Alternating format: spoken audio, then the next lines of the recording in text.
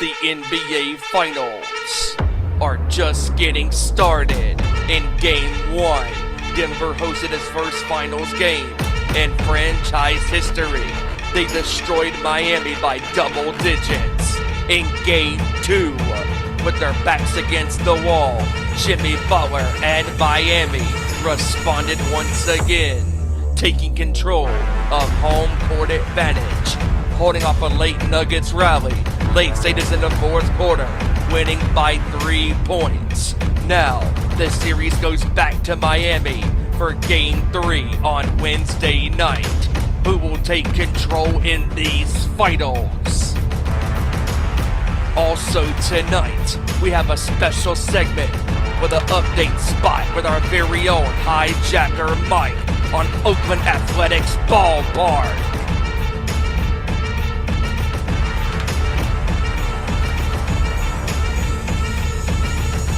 It's showtime.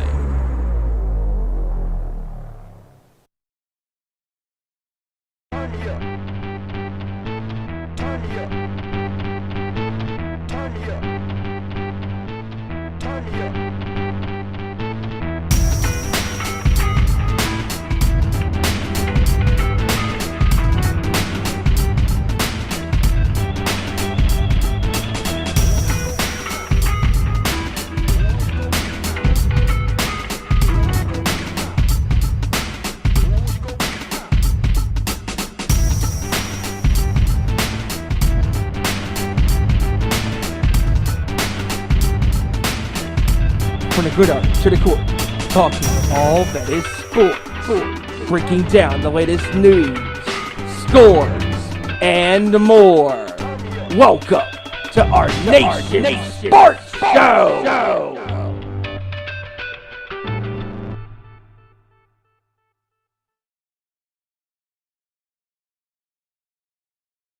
What is going on, everybody? Welcome to another live edition of our Nation Sports Show live here on YouTube. I'm your host for this evening, Stephen Wyand, taking the big boy chair once again as our very own Ezra Vickery is out with an illness. And we are looking forward to having him back on the show next week. And before we get to my fine co-host joining me for this evening, we got to plug the social media platforms. Up first on Twitter at @ON_sports show, Facebook.com/Nation Sports Show, and where we are live right now on YouTube.com/Our Nation Sports Show. And also don't forget to follow the Nation's Corner on Twitter at Nation's Corner. Everywhere else on YouTube, Instagram, Facebook, it is at the Nation's Corner. And folks, with that being said, we have an action-packed show for you tonight, talking about the NBA Finals and a little bit of baseball, because our very own HiJacker Mike, our video guy, not only on the sports show, but also on the Nation's Corner, he does the videos and all of that stuff for the Nation's Corner and for the sports show crews. And we are looking forward to having him and some special guests joining him tonight from Oakland, California, inside the Oakland Athletics ballpark, as they will be they're going to be packing the stadium, as they say on the hashtag, pack the stadium. And or pack the Coliseum, excuse me. Pack the Coliseum is one of the hashtags that Mike has been using on social media. And he's been getting a lot of views on Twitter. And so is some of his friends on Twitter, with social media and stuff. With, the Oakland A's fans are very upset with John Fisher, their owner, and they want to keep the team in in California because they don't want to lose another team. And we're going to be talking about that to Mike and some of his special guests when they are at the ballpark. Again, hashtag pack the Coliseum is one of those hashtags you can use on Twitter if you are a A's fan or you're a sports fan and you have logical sense and you don't want this team to be moved out of the state of California because of greed. And before we get to that later on, in about an hour from now at the top of the hour, joining me tonight, stepping in the bullpen and coming through like he always does, my bro. He's a Washington Commanders fan. He's a lover of wrestling and all things good people and stuff. And that's my buddy for more than 12, 13 years, JT, Joey Thornton. What's going on, pal? What is going on, everybody? Hope everybody's having an amazing and marvelous Tuesday evening. I tell you what, we are just now coming into the month of June, and things could not be feeling any hotter. We got insane baseball to talk about. We got Stanley Cup final to talk about. We got the NBA finals going on. We got some head coaching hires in the NBA. We got some news in the NFL. So why the hell am I still talking? Let's go. And with that being said, boy, I think right now we are going to get this show on the road. And with that being said, my bro, the NBA Finals is already underway, and the first two games have come and gone. And we right now have a series, and not surprised, because the Denver Nuggets and the Miami Heat are two of the most resilient basketball teams that is left in the playoff hunt right now. And they're just playing out of their freaking minds. I mean, just both the Nuggets and the Heat, they just don't quit. No matter what you throw at them, they stare adversity in the eyes and they persevere. And just Nikola Jokic, I mean, to get this going, I mean, Nikola Jokic in game one was just absolutely unbelievable. I mean, just dropping dimes left and right. I mean, just 14 assists. Are you serious? You know, just that's unheard of for a big man, especially in the finals. And if I'm not mistaken, that is the most assists in any NBA Finals game. That is just remarkable statistics. And Nikola Jokic is one of the best big men to play in this game. He's so young, two-time MVP, and just a great cast of characters around him, including Jamal Murray and Eric Gordon, and just, I mean, and Caldwell Pope and Michael Porter Jr. I mean, I can go down the whole roster. I mean, this Denver team, they're no slouches. They're the number one seed in the Western Conference for a reason, but just because they might be the top dogs in the West, they're now the 8th seed. They might be numbered as the 8th seed, but the Miami Heat are far from an 8th seed. I mean, you and me and Ezra and Kevin, we've talked about this for weeks, man. You know, the Miami Heat are playing more like a top 3 seed because the shooting that they have done in these playoffs, because they went from being one of the worst percentage shooting teams in basketball this past regular season. But in the postseason, where it matters the most, you know, the numbers just go out the door because it's a brand new season and it's a brand new day, and who would have thought I would be throwing a New Day reference into the sports show, but I just did there without even realizing that. But with that being said, but the Miami Heat, led by their star player, Jimmy Gets Buckets Butler. I mean, my goodness. I mean, Butler is just such a great scorer for this basketball team. And what doesn't get talked about, he's a good defender, and he's also a good passer when he needs to be, getting his team involved. And in game one, he struggled. And I know you have some numbers that we were talking about, during this game one, because I mean, let's be honest, before we get to the numbers that blew your mind in game one, I mean, Jokic had a triple-double in the finals already in game one. He's getting his guys involved. Jamal Murray had over 20 points. Jokic had over 20 points.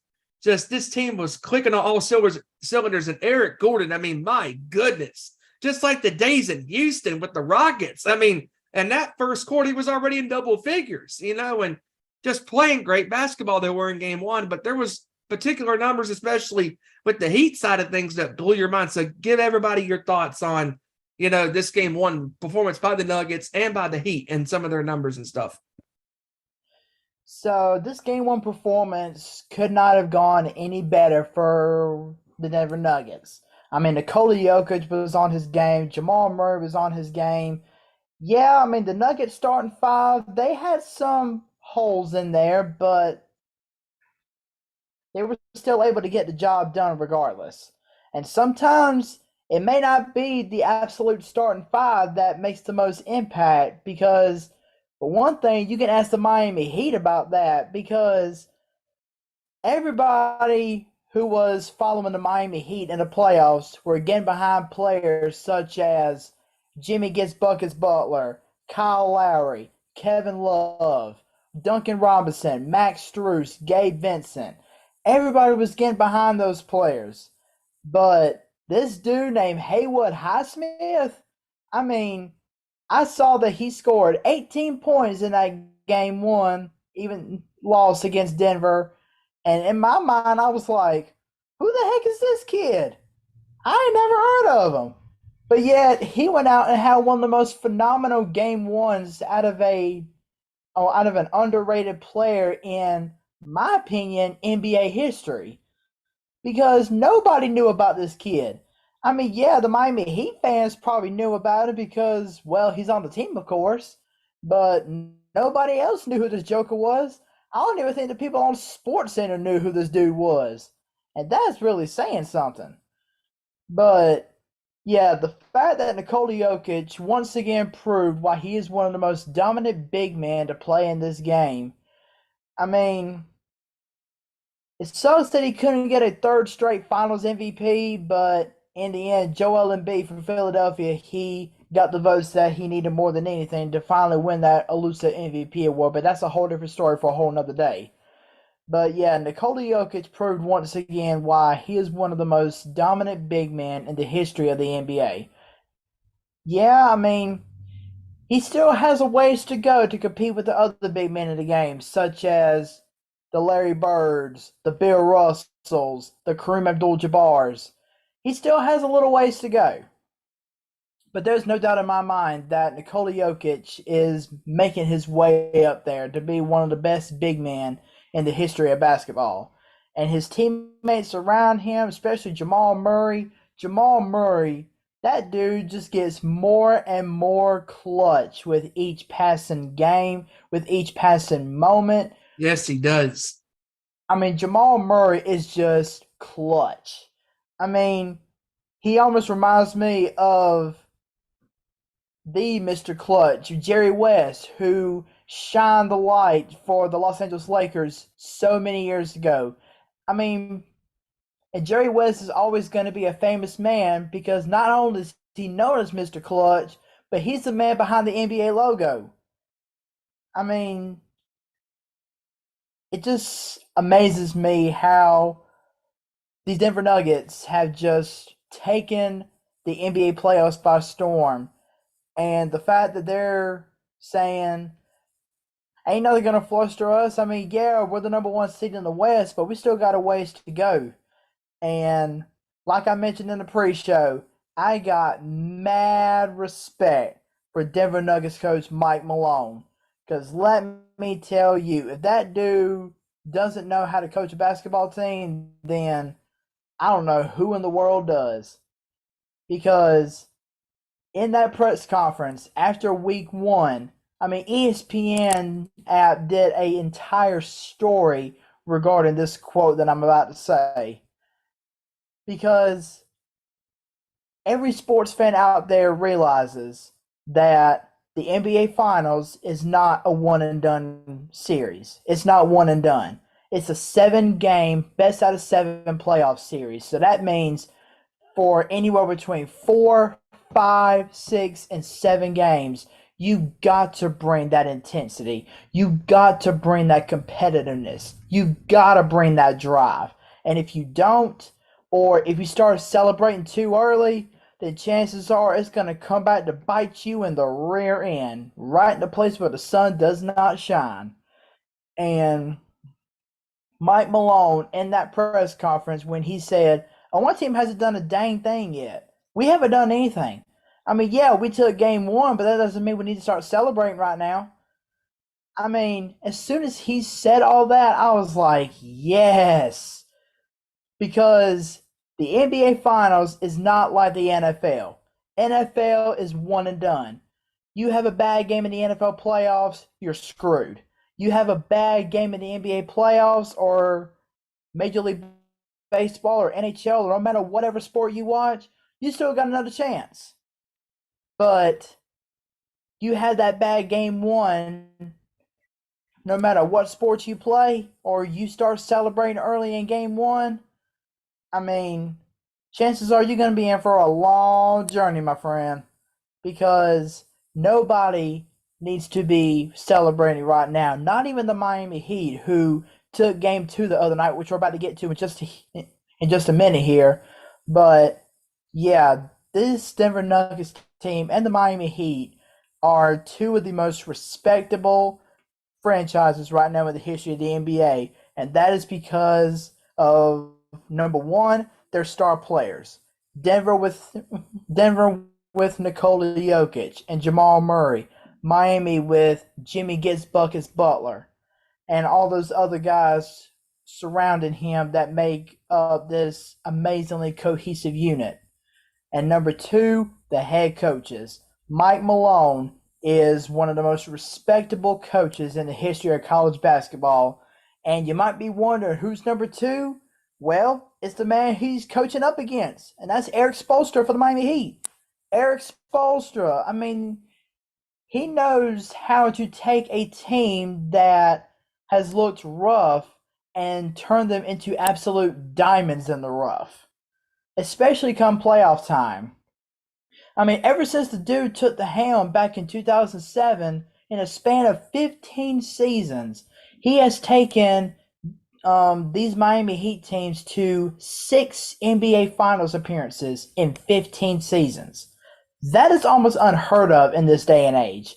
Nobody can have those kind of numbers, or nobody can have that kind of success unless they have a successfully driven head coach who knows how to get his players ready to go.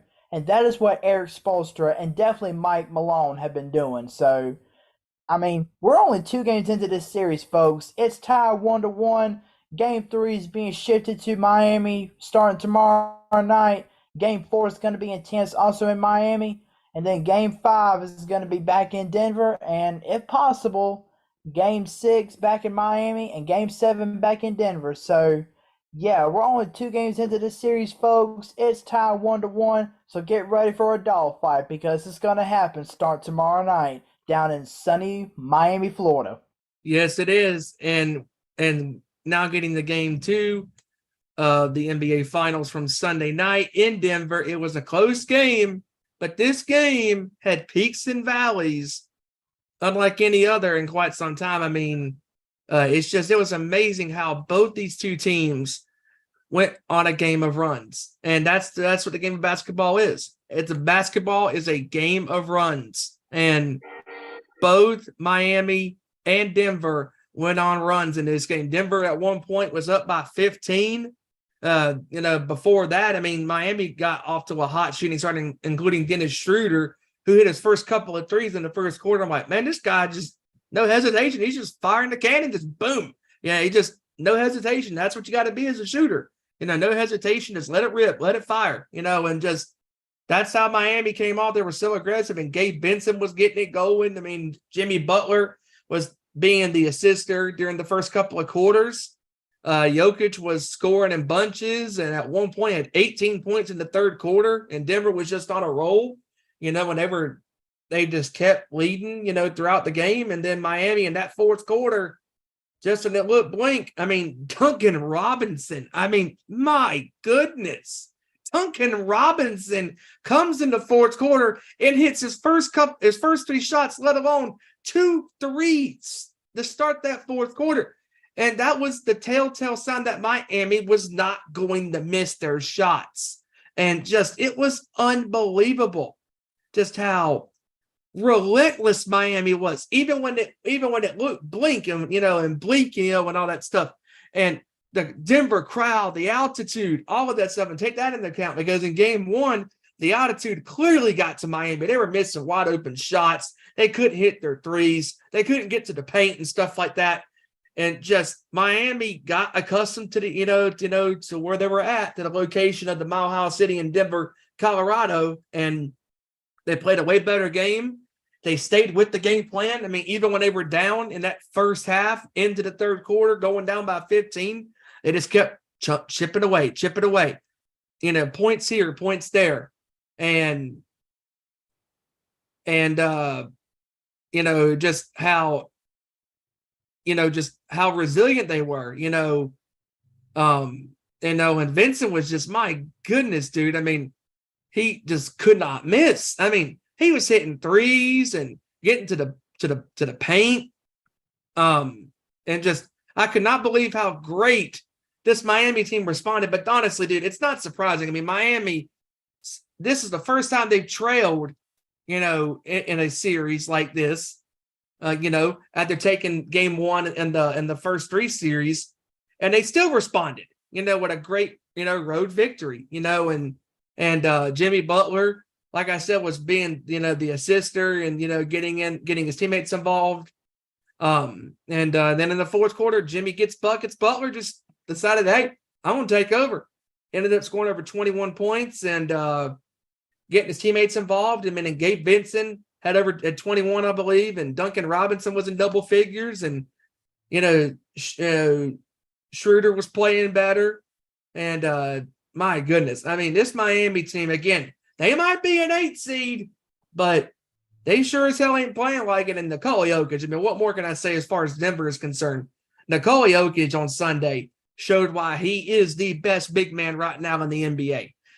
41 points in game 2. 18, like I said a few minutes ago, 18 points in the third quarter alone. And just that's the one downside to Denver. If you can get their shooters out of their rhythm and they can't get on the line and get wide open shots, and Jokic can't find his guys, if you take away his passing game, he's going to score. And if you're Miami, you can have him, score over 30, 40 points, and you can still beat him, just like they did in game 2.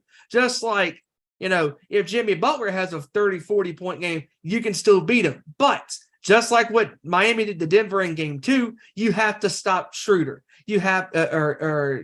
You have to stop,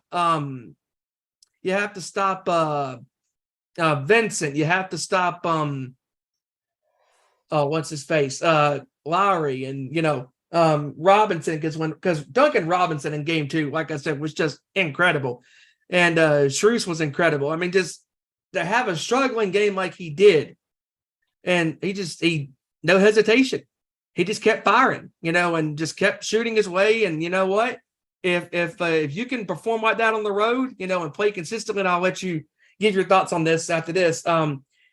Just Miami, they were a resilient bunch led by their leader, Eric Spoelstra, and Butler was the leader on the floor and his guys responded. So what were your thoughts, on game 2, and especially how Miami, responded with their backs against the wall? Yeah, so definitely Miami's backs were against the wall because they found themselves in a very unfamiliar spot, being down in a playoff series, because I don't think, and correct me if I'm wrong, I don't think Miami has been down at any point in any of these playoff series except for when they lost the first playing game to the Atlanta Hawks back when the playoffs first started. So Miami definitely found themselves in a very unfamiliar spot. They were like, oh my gosh, we're down 1-0. Should we start panicking now? Should we do this? Should we do that? Should we step up our game? What do we need to do? But they quickly shook those chains off of them with a stellar Game 2 performance. I mean, Jimmy Butler, he stepped up his game up after getting only 13 points in Game 1. He was able to get 21 points in Game 2.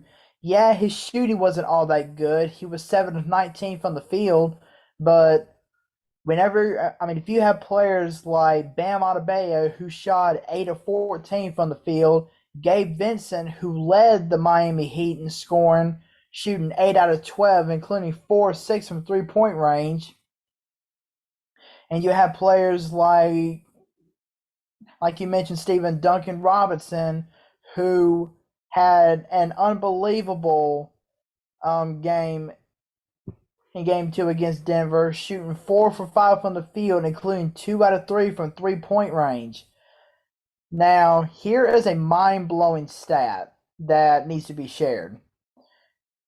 Typically, the team that always shoots the best from the field, all three-pointers aside, just the team that shoots the best from the field is typically the front runner to win a basketball game. Well, prepare to have your mind blown. Denver in the game, they shot 52% from the field compared to Miami's 48.7%. But here is where it gets interesting. Miami, from the field, from three-point range, shot 48.6%, and Denver only 39.3%.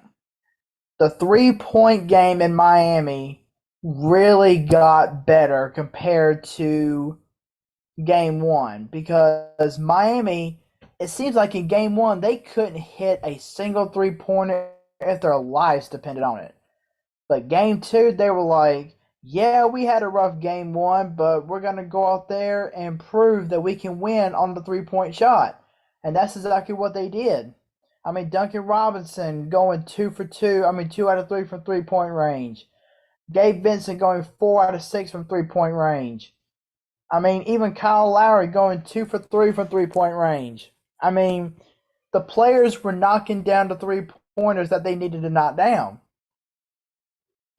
And I got to say, last week when we were doing the NBA Finals preview, I mentioned that one player that I was concerned about on this Miami Heat squad was Bam Adebayo because Nikola Jokic, who had a monster of a game, scoring 41 points in game two, but only getting 4 assists in the game, which he needs to learn to pass the ball a little bit better. But I said last week that Nikola Jokic could very easily outplay Bam Adebayo. He could easily outscore him, out-rebound him, outplay him, outpass him. I said all that.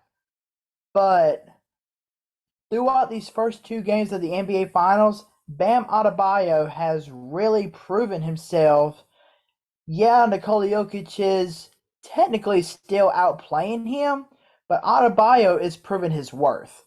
He has proven that he is a force to be reckoned with inside that paint.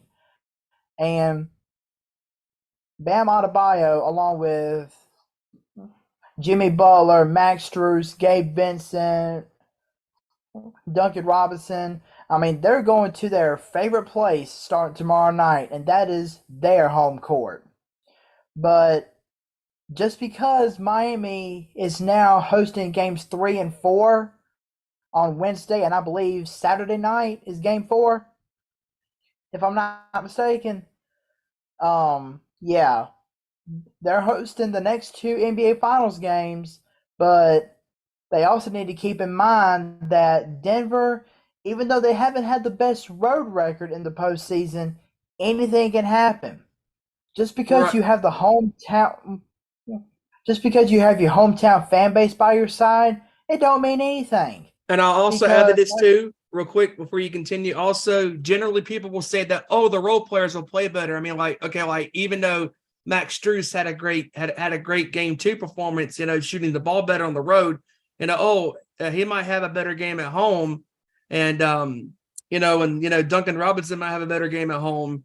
But let's be honest, I mean, the role players, at home, just like on the road, can come and go. I mean, Strus has been in a shooting slump, and so has Duncan Robinson at times, but both Max and Duncan have gotten their act together, and they, especially in game 2 on the road, were so resilient. They just kept firing all their shots and they were hitting them. And I know that, you could throw all the records out the door, but you just never know. I mean, like this finals, I know it's only a couple years removed, but that Phoenix-Milwaukee series from 21, this is what this one feels like, but on a more grander scale, because you don't know, the role players, for Denver, Gordon and Porter Jr., and Murray and Caldwell Pope, can they get it going? Can Jeff Green get it going? And then for Miami, Max Strus and Duncan Robinson and Kyle Lowry, and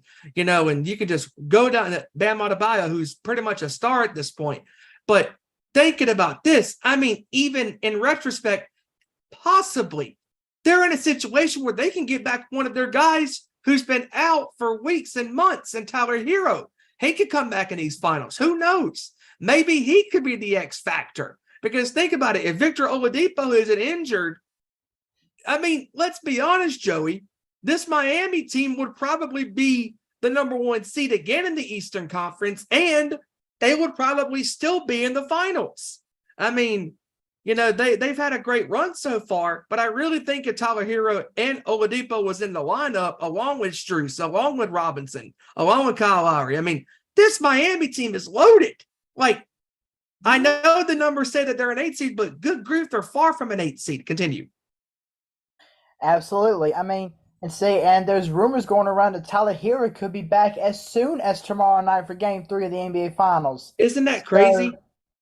So he may be on a minutes restriction, but there's no doubt in my mind that once this NBA Finals gets to the latter part of the series, and if Denver and Miami just keep going back and forth, trading games, here in and here out, night in and night out, there's no doubt in my mind that Tyler Hero is going to rally this team together along with Jimmy Butler and just say, listen, guys, I've been on the show for a while, and I know we're here in the NBA Finals, and I'm telling you one thing, even if we don't come out of this series as the NBA champions this year, we're going to go out there and give it everything we got. And this Miami team wasn't even picked to go as far as they did. We didn't pick them. I mean, nobody gave this Miami Heat team a chance. Once Hero and Oladipo went down, and once they lost that playing game to Atlanta and barely sweep by Chicago, because Chicago had him in the clenches down there by 10 points in the fourth quarter. And they still came back to win the game. And Miami's first round opponents turned out to be the number 1 seed from the East, Milwaukee Bucks. Nobody gave this Miami Heat team a chance. I don't even think the fan base in Miami was giving their own team a chance, because everybody knew that Milwaukee had a complete team chemistry. And that Boston led by Giannis. And look who it is. Yes, sir. What's up, y'all? Ladies and gentlemen, joining us right now is our very own video guy for both the sports show and the Nation's Corner. He is a fellow Ace fan, HiJacker Mike, my brother from another mother. What is going on? Steven, Joseph, what's up, brothers? Long time no talk to. Long time been since the last time I was on the sports show. I'm doing good. How the hell are you boys? Doing good, man. You know, we were just talking about the finals and, and just, kind of give your thoughts on the finals, just like we've been talking about how both these, like the Miami team and Denver, both of these teams are just so resilient. Like they stare adversity in front of each other, and they don't care. They don't blink. They're not scared or intimidated. And I think it's a credit not just to the star players like Jokic for Denver or Butler for Miami, but it's also the role players like for Denver, like Murray and Caldwell Pope and Gordon, and Porter Jr. for being so responsible, for stepping up in big time moments. And then for Miami, Max Strus and Duncan Robinson and Kyle Lowry being a veteran, who won a championship with the Toronto Raptors in 2019 against the Warriors, and Bam Adebayo. I mean, like this Miami team, they might be an 8 seed. And also can't forget about Gabe Vincent too. I mean, Gabe Vincent's been playing great basketball too.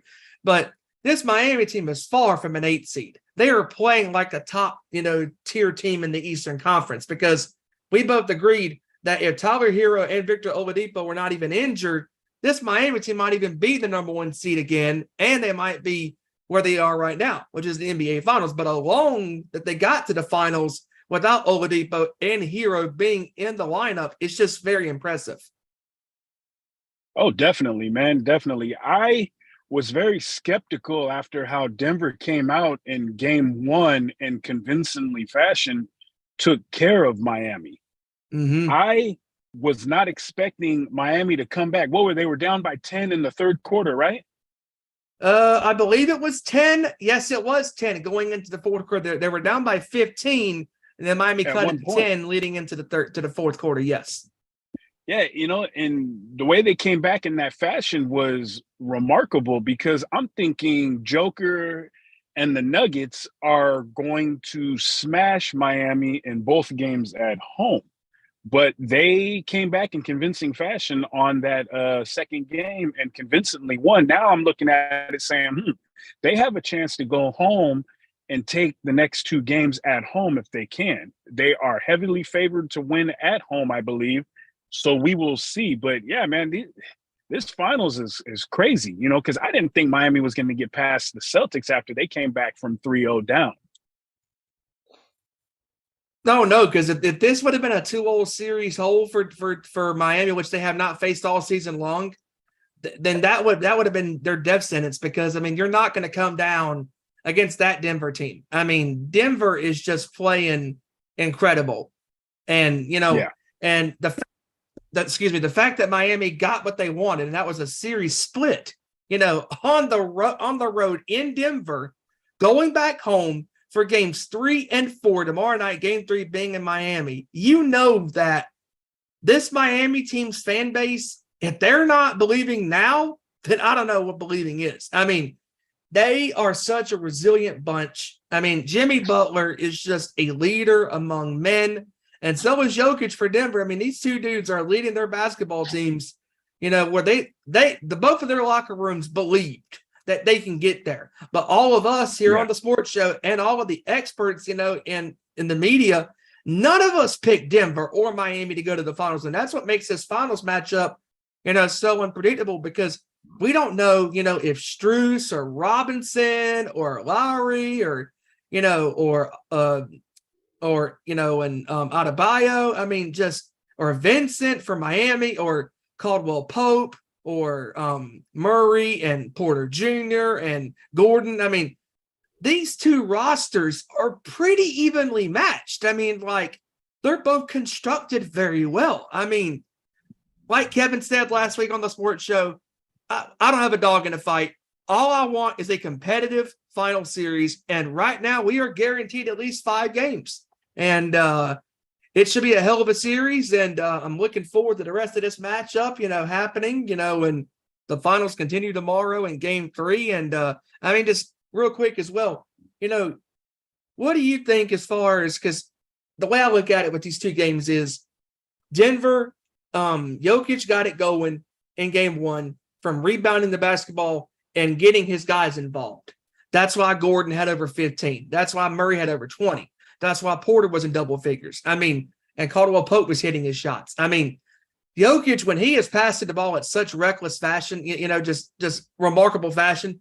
I mean, just 14 assists in a finals game. That's unheard of, especially from a big man's perspective.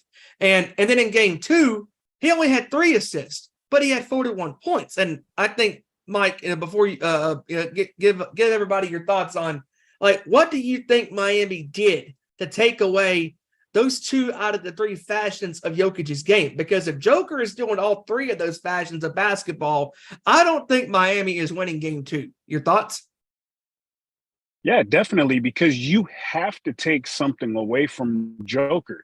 You can let him score, but if you take away his passing lane to hit his other guys for shots, especially when someone pops open for a 3, you got to take that away from him. You got to surround him. Sometimes you may have to throw a triple team on him to stop him from getting somebody open to where he can see him in the corner of his eye and hit him with the corner shot, because that's what basketball is about. Yeah, you got the guy that can score 40 points a game, 50 points a game here and there. But if you got a guy that can see the floor and dish off a pass to the guy in the corner without saying, wow, how the hell did he see him? You got someone like Joker who can vision the whole court. He sees the whole court. He can't go without seeing, okay, I got a guy to my left, I got a guy to my right. He can make a move. He can either take his shot and get his points, or he can hit his teammate in the corner who can hit that 3 that's wide open, or he can continue down the lane and hit someone maybe with an alley-oop or something to get the team motivated. Because I think assists are a lot more exciting in basketball than hitting a 3-point shot, or I wouldn't say a dunk, but a 3-point shot, or maybe a 10-foot jumper from the side or something like that. I always like to see someone dribbling down and hitting someone out the corner of their eye where you're like, oh, shit, how do you hit him with that? That's my thought. I think this game 3, I think in my mind it's going to be Miami's because Miami's going to be solid at home. But Denver, I think, is feeling some type of way, and they're not going to allow themselves to go down 2-1. I think they're going to put in a battle. So you know what? This is anybody's game. It's a toss-up, but I still think Miami's going to be slightly favored because of the home court advantage. Exactly. And you never know what's going to happen, with these finals going back to Miami for game 3.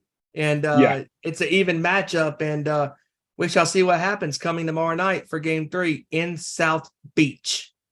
Yeah. It should be a good one, man. I think it's going to go down, and it's going to be a hard-hitting game 3. So we're going to see Butler and we're going to see Joker go at it. We're going to see them go at it.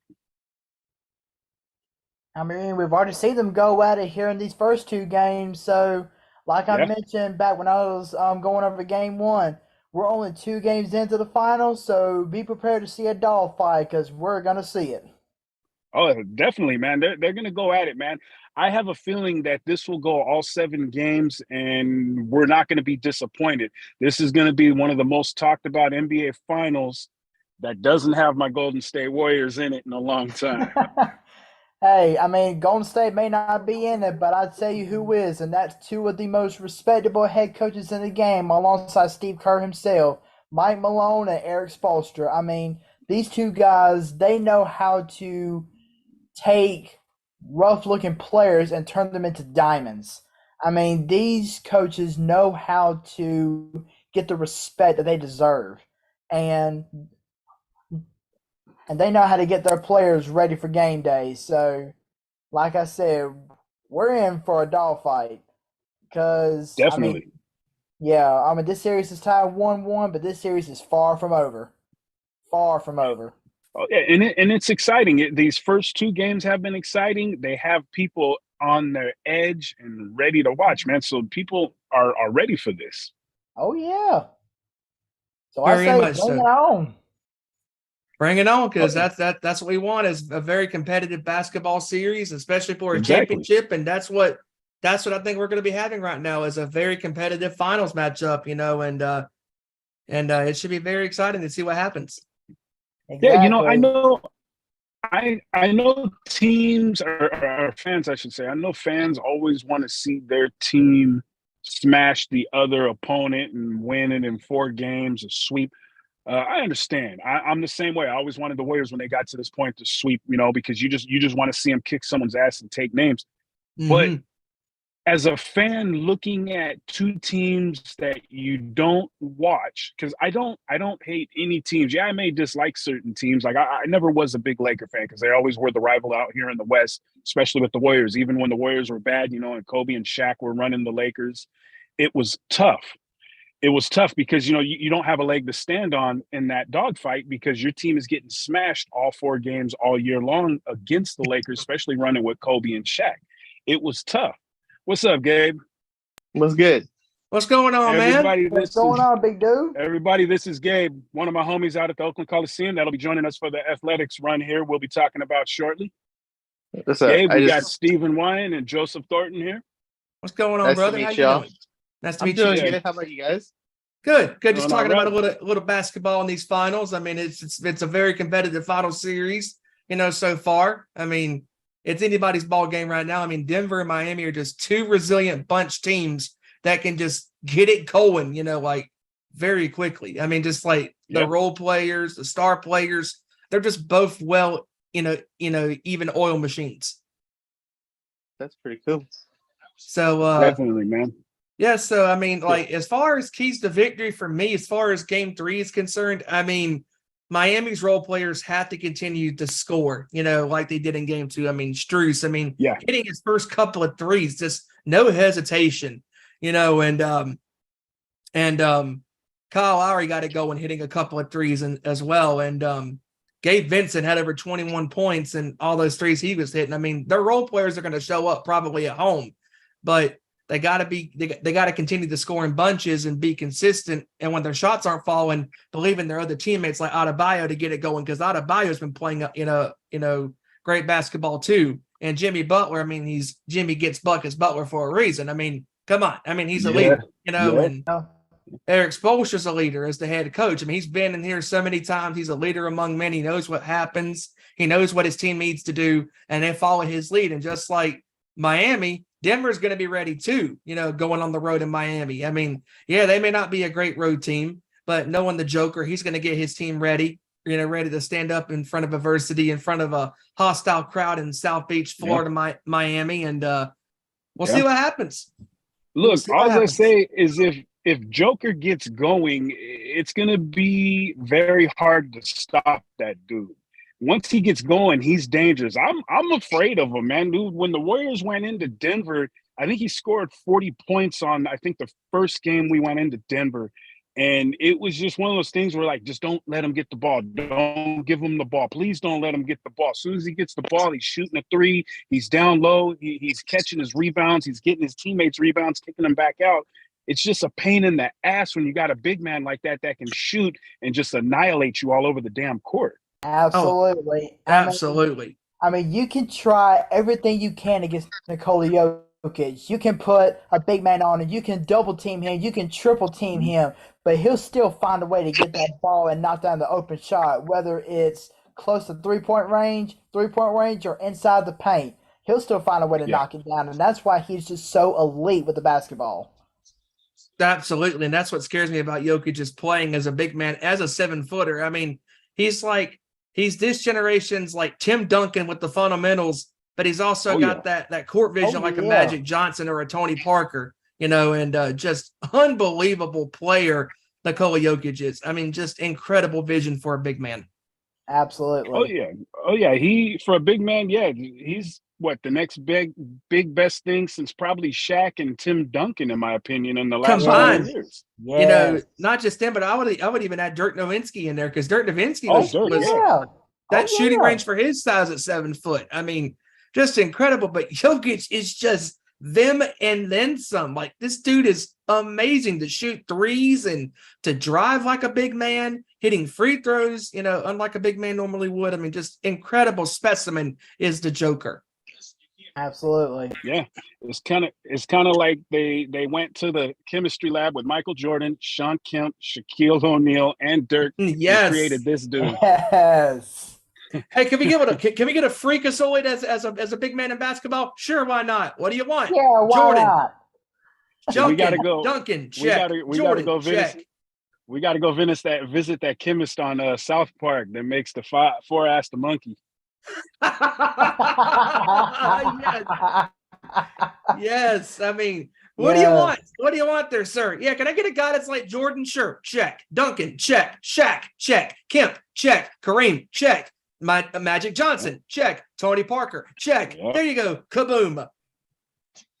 Just incredible. Yeah, you get the Joker. Yes. I mean, just this Denver team. I mean, look, I don't care who wins. I mean, Denver's a good team. Miami's a good team. I just want a competitive basketball series for a championship.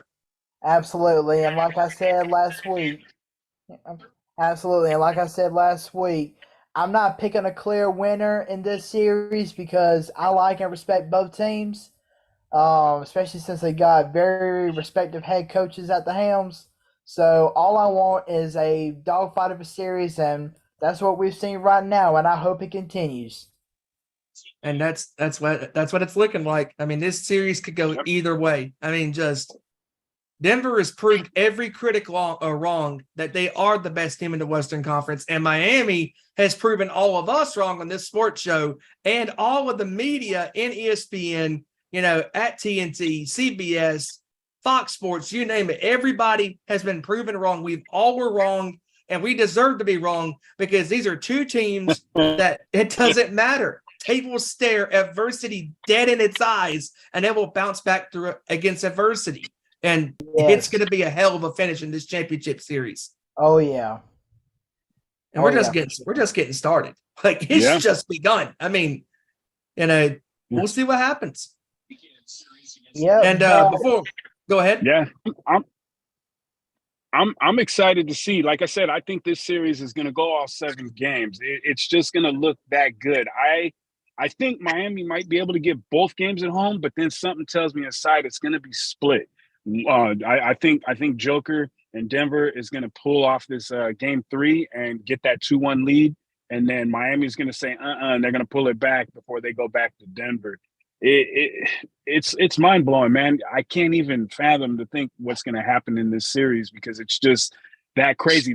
I think this is the series we didn't know we needed. Exactly. Oh, I agree. Like these two teams, 1,000%. hardly at all face each other in the regular season, and those are honestly the best compelling matchups in any series, whether it be in hockey, baseball, basketball, you name it. Those are the more competitive matchups that don't happen on a regular basis, and they're having to study for each other's tendencies and their defensive tendencies and their offensive tendencies and like what they like to run on their setups on offense and defense positions and stuff. So it's going to be really interesting to see how Denver adjusts to the to the climate of Miami on the East Coast, being a West Coast team, and because Miami's comfortable, where they're going back home, and Max Strus and Bam Adebayo and, all the role players in Miami, Duncan Robinson, they're going to be ready to rock and roll and, and play at home in front of their fan base. And I'm telling you, Miami is red hot right now.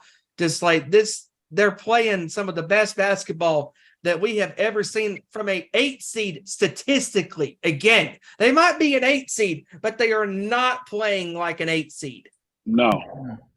So no, especially the way they started off against Boston. I know they had a little rough patch through games 4 through 6, but they pulled it together in game 7 and brought themselves back when Boston had the how do you call it? The momentum. The momentum. That's it. Yes. They had the momentum. So hey, anything can happen. Anything can happen. I mean, and give credit to Jimmy Butler and to Eric Spoelstra, Coach Spo, for getting their men ready for that Game 7 last Monday in the Garden, and they responded and absolutely dominated the Celtics en route to the NBA Finals once again, their second appearance in the last 4 seasons. And Denver's first final appearance in franchise history, hosting their first finals game last Thursday in their 46 years of their franchise existence. And this is going to be just a heavyweight contending fight for an NBA championship crown. Definitely. And before we continue and move on, we got to plug the social media platforms again, folks. Thank you for joining us tonight here on YouTube, where we are live right now. You can find us on Twitter at ON_sports show, Facebook.com/Nation Sports Show, and where we are live on most Tuesday nights and sometimes Wednesdays, depends on what the schedule is. YouTube.com/Our Nation Sports Show. And don't forget to follow the Nation's Corner on Twitter at Nation's Corner. Everywhere else on YouTube, Instagram, Facebook, it is at the Nation's Corner. And right now, I know we're a little bit ahead on schedule, but that's the way it rolls sometimes. We're live, when we've already got 2 out of the 2 people already on here talking about this. And for those that don't know, Mike knows and Gabe knows. I mean, this has been a huge, huge rallying cry for Oakland A's fans. And if you're living under a rock, I mean, how do you not know this is going on? I mean, the Oakland Athletics fans, this is statistically, this is the worst regular season of any baseball team since before the 1900s. I mean, this is just from a hitting standpoint, from a, pitching standpoint, they can't get nothing done. And we can all, and the clear blame is on their greedy ass owner. Yes, John Fisher. John Fisher is the reason why this team is where they are. I mean, you guys were there when this team, you guys have been fans all your lives, when this team was actually making runs and going to the World Series, going to the championship divisional, rounds and stuff. And in the wild card rounds, especially in the last 6 seasons, I mean, they had over 90 wins in 18 and 19, had some of the best baseball teams, and they couldn't get it done. The Cards just didn't fall their way because that dreaded wild card round came up, and they had, that one game and they lost it. And all of that success throughout the regular years with all their star players, blew up in their faces because, again, that's how the cards in sports fall. And just, I mean, it is just unbelievable how since 2018, only one player that was on that team, on those two great teams, is left with the team. All the other players gone to different teams. It's amazing how money can change the way you run an organization. You would think that John Fisher and his management team would actually Dave use Cavill. their and Cavill, thank you, Yep. would Dave use their Cavill.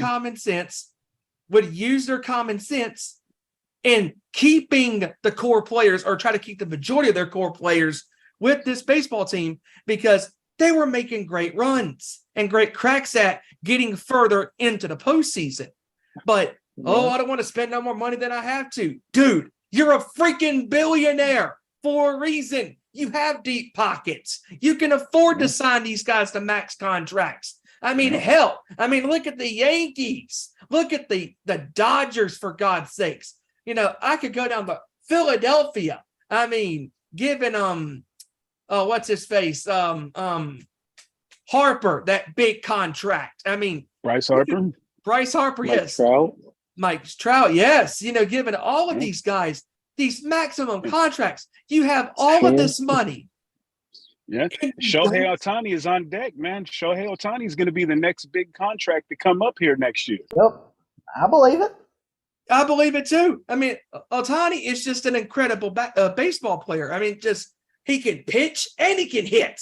Just a lethal player. And Oakland wants a guy like that, because if they can get him, he could be the next big building block to maybe make some moves for the Oakland A's. But no, Fisher has to be a greedy asshole, with his money and not spending it, because I'm sorry. I'm speaking facts here and I speak for all of you guys here that down there in the Bay Area. What are you going to do with that money when you pass away? Not a damn thing. Exactly. You can't take it with you. Spend it while you can, Fisher. Now, I'm going to turn it over to these guys, because they've been in the trenches, down there in Oakland, California, being longtime A's fans and going to these games and being longtime supporters. And they see through the bullshit that Fisher and Dave are doing right now with this Oakland A's team. And they want to move this team to Las Vegas, the second team to move out of California, going to Sin City. And who would have thought that right now it is blowing up in their face? And we absolutely love it, because Mike, you have been posting about this on Twitter, being one of the leaders on Twitter of using all of these hashtags with John Fisher's name. Hashtag Oakland, hashtag, rooted in Oakland, and all of these different hashtags. You've been in the trenches along with Gabe, down there. And I'll start with you, Mike. So when the moment that this news came down that they wanted to sell the team to Las Vegas, what started this group of Oakland fans coming together as brothers and sisters, being fans of this team for years upon years, throughout the good times and the bad times? What started this trend of, because you've been getting some very good numbers on Twitter, bro. So what started this? This started all on April 20th. Things haven't always been comfortable here over the last, 5-6 years, Gabe? Ever since Rooted in Oakland slogan had came out. Yeah. We were trusting Dave Cavill. He had an open office hours where we would be able to go sit with him for 30 minutes to an hour in his office and talk Howard Terminal, which is the ballpark that is only 87 million away from what Fisher has requested us. We have $380 million already sitting there. We're only 85 to 87 million, maybe 88. I don't know the exact number away, but that's peanuts compared to what he was trying to do in Vegas. He's leaving all this money on the table. So when all this stuff started, everybody was feeling good. They did really good plans for Howard Terminal. Everything was looking really good. But then all of a sudden, COVID hit. Fisher starts losing money in the stocks. Things start to go bad. We don't see it. All of a sudden, fast forward to April 20th, 2023. The A's all of a sudden don't make an announcement, but things are leaking out from Las Vegas media that they have agreed to a binding agreement for land with I think it was the Red Rock Resort. I think so. The Red Rock Resort in Las Vegas, the first of the second location they're currently sitting on with Tropicana. And everybody was like, oh, okay, you know what? It's Las Vegas, whatever. We kind of just sat on it. Nobody really made a big deal about it in the first couple of hours. Then I think it was about 11:30. It was about 11:30 p.m. The A's came out with a statement saying they were in a binding agreement to purchase land in Las Vegas. And I think that's when shit hit the fan and people in athletics Twitter just went nuts. Gabe, how did you feel when you saw that news and heard about it? Did you hear about it that night? Did you hear about it the next day? What was your first reaction and initial thought when you heard that yourself? So my first initial thoughts when I first heard it, I found out the night of because I actually was staying up and playing video games with a friend of mine. And we were just in a group chat, party chat, kind of similar to how this is on PlayStation. And literally we're just chilling for a minute, stop playing games. And next thing you know, I see a tweet and I'm like, oh, shoot. And I was like, and the thing is, like, first thing that came to instinct was, I need to see what Casey says. I need to see what any reliable source says because I just see a tweet come out and this looks pretty bad. It sounds pretty bad, but like, is there any truth to it? And so that's my first instinct. So like for me, it was just like, I'll wait until Casey says something. But then once things started to progress and I started seeing people like say things and they're like, oh, well, this is pretty much over. And so like, it started to slowly kind of sink in throughout the night of like, dang, like that's it, huh? Like, like they pretty much said they're done. And the more and more you kind of find out, it just, that night it was just like all over the place for me. So like it was going pretty bad for me. I kind of had a hard time sleeping that night. And the next day I was really upset about it as much as anybody else would be. And, just seeing all my friends and family just kind of like tweeting out, just like how their frustrations and how they were upset with it. It was just like mind-boggling to me that we've come this far, just like how you said, like 80 to 90 million reportedly, left in Oakland, and now this is it. Like you just up in smoke now. You guys are just gonna walk away from whatever we got, and you're gonna start over. And it just like it couldn't sit right with me. Like you guys were this close, and you guys are gonna walk away. And I just started thinking the memories like that I've had with people and like how this connects me with so many people, like, and it just, it didn't sit right with me. And I had a hard time that day. Yeah. It was really bad. Yeah, no, I don't blame you, man. Cause I at first kind of shrugged it off when I first heard the announcement. It was probably about 9:30 p.m. around that time. And it's like, okay, here we go again. But just a week or two earlier, Mayor Shang Tao of Oakland came out and said, hey, the talks are going good. We're in a little bit of a stall, but we're headed in the right direction. Everything is looking good. But then all of a sudden that Wednesday night, this came out and then it just started catching fire around 11:30 when I went to bed. And I was like, you know what? I can't lose any sleep. I got to get up at 5:30 in the morning the next day to go to work. So I need to hit the bed. This news will be here when I get up in the morning. But then when I get up in the morning, I must have had 200 alerts or more on Twitter, a couple of texts on my phone from friends saying, hey, dude, the A's are damn near good as gone. They signed a binding agreement. Even though binding, you got to read the term about it. It doesn't mean anything until a shovel is in the ground. You know what I mean? Binding. It doesn't mean anything until that shovel is in the ground. But it still makes you feel a type of way because they want to leave. I want to know why.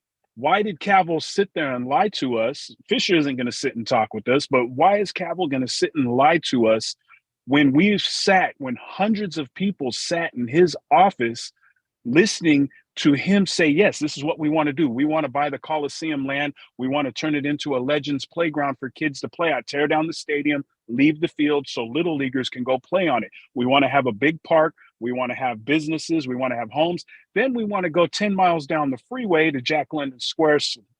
Excuse me, Jack London Square / Howard Port of Oakland for Howard Terminal. Oh, great. You want a waterfront park? Okay.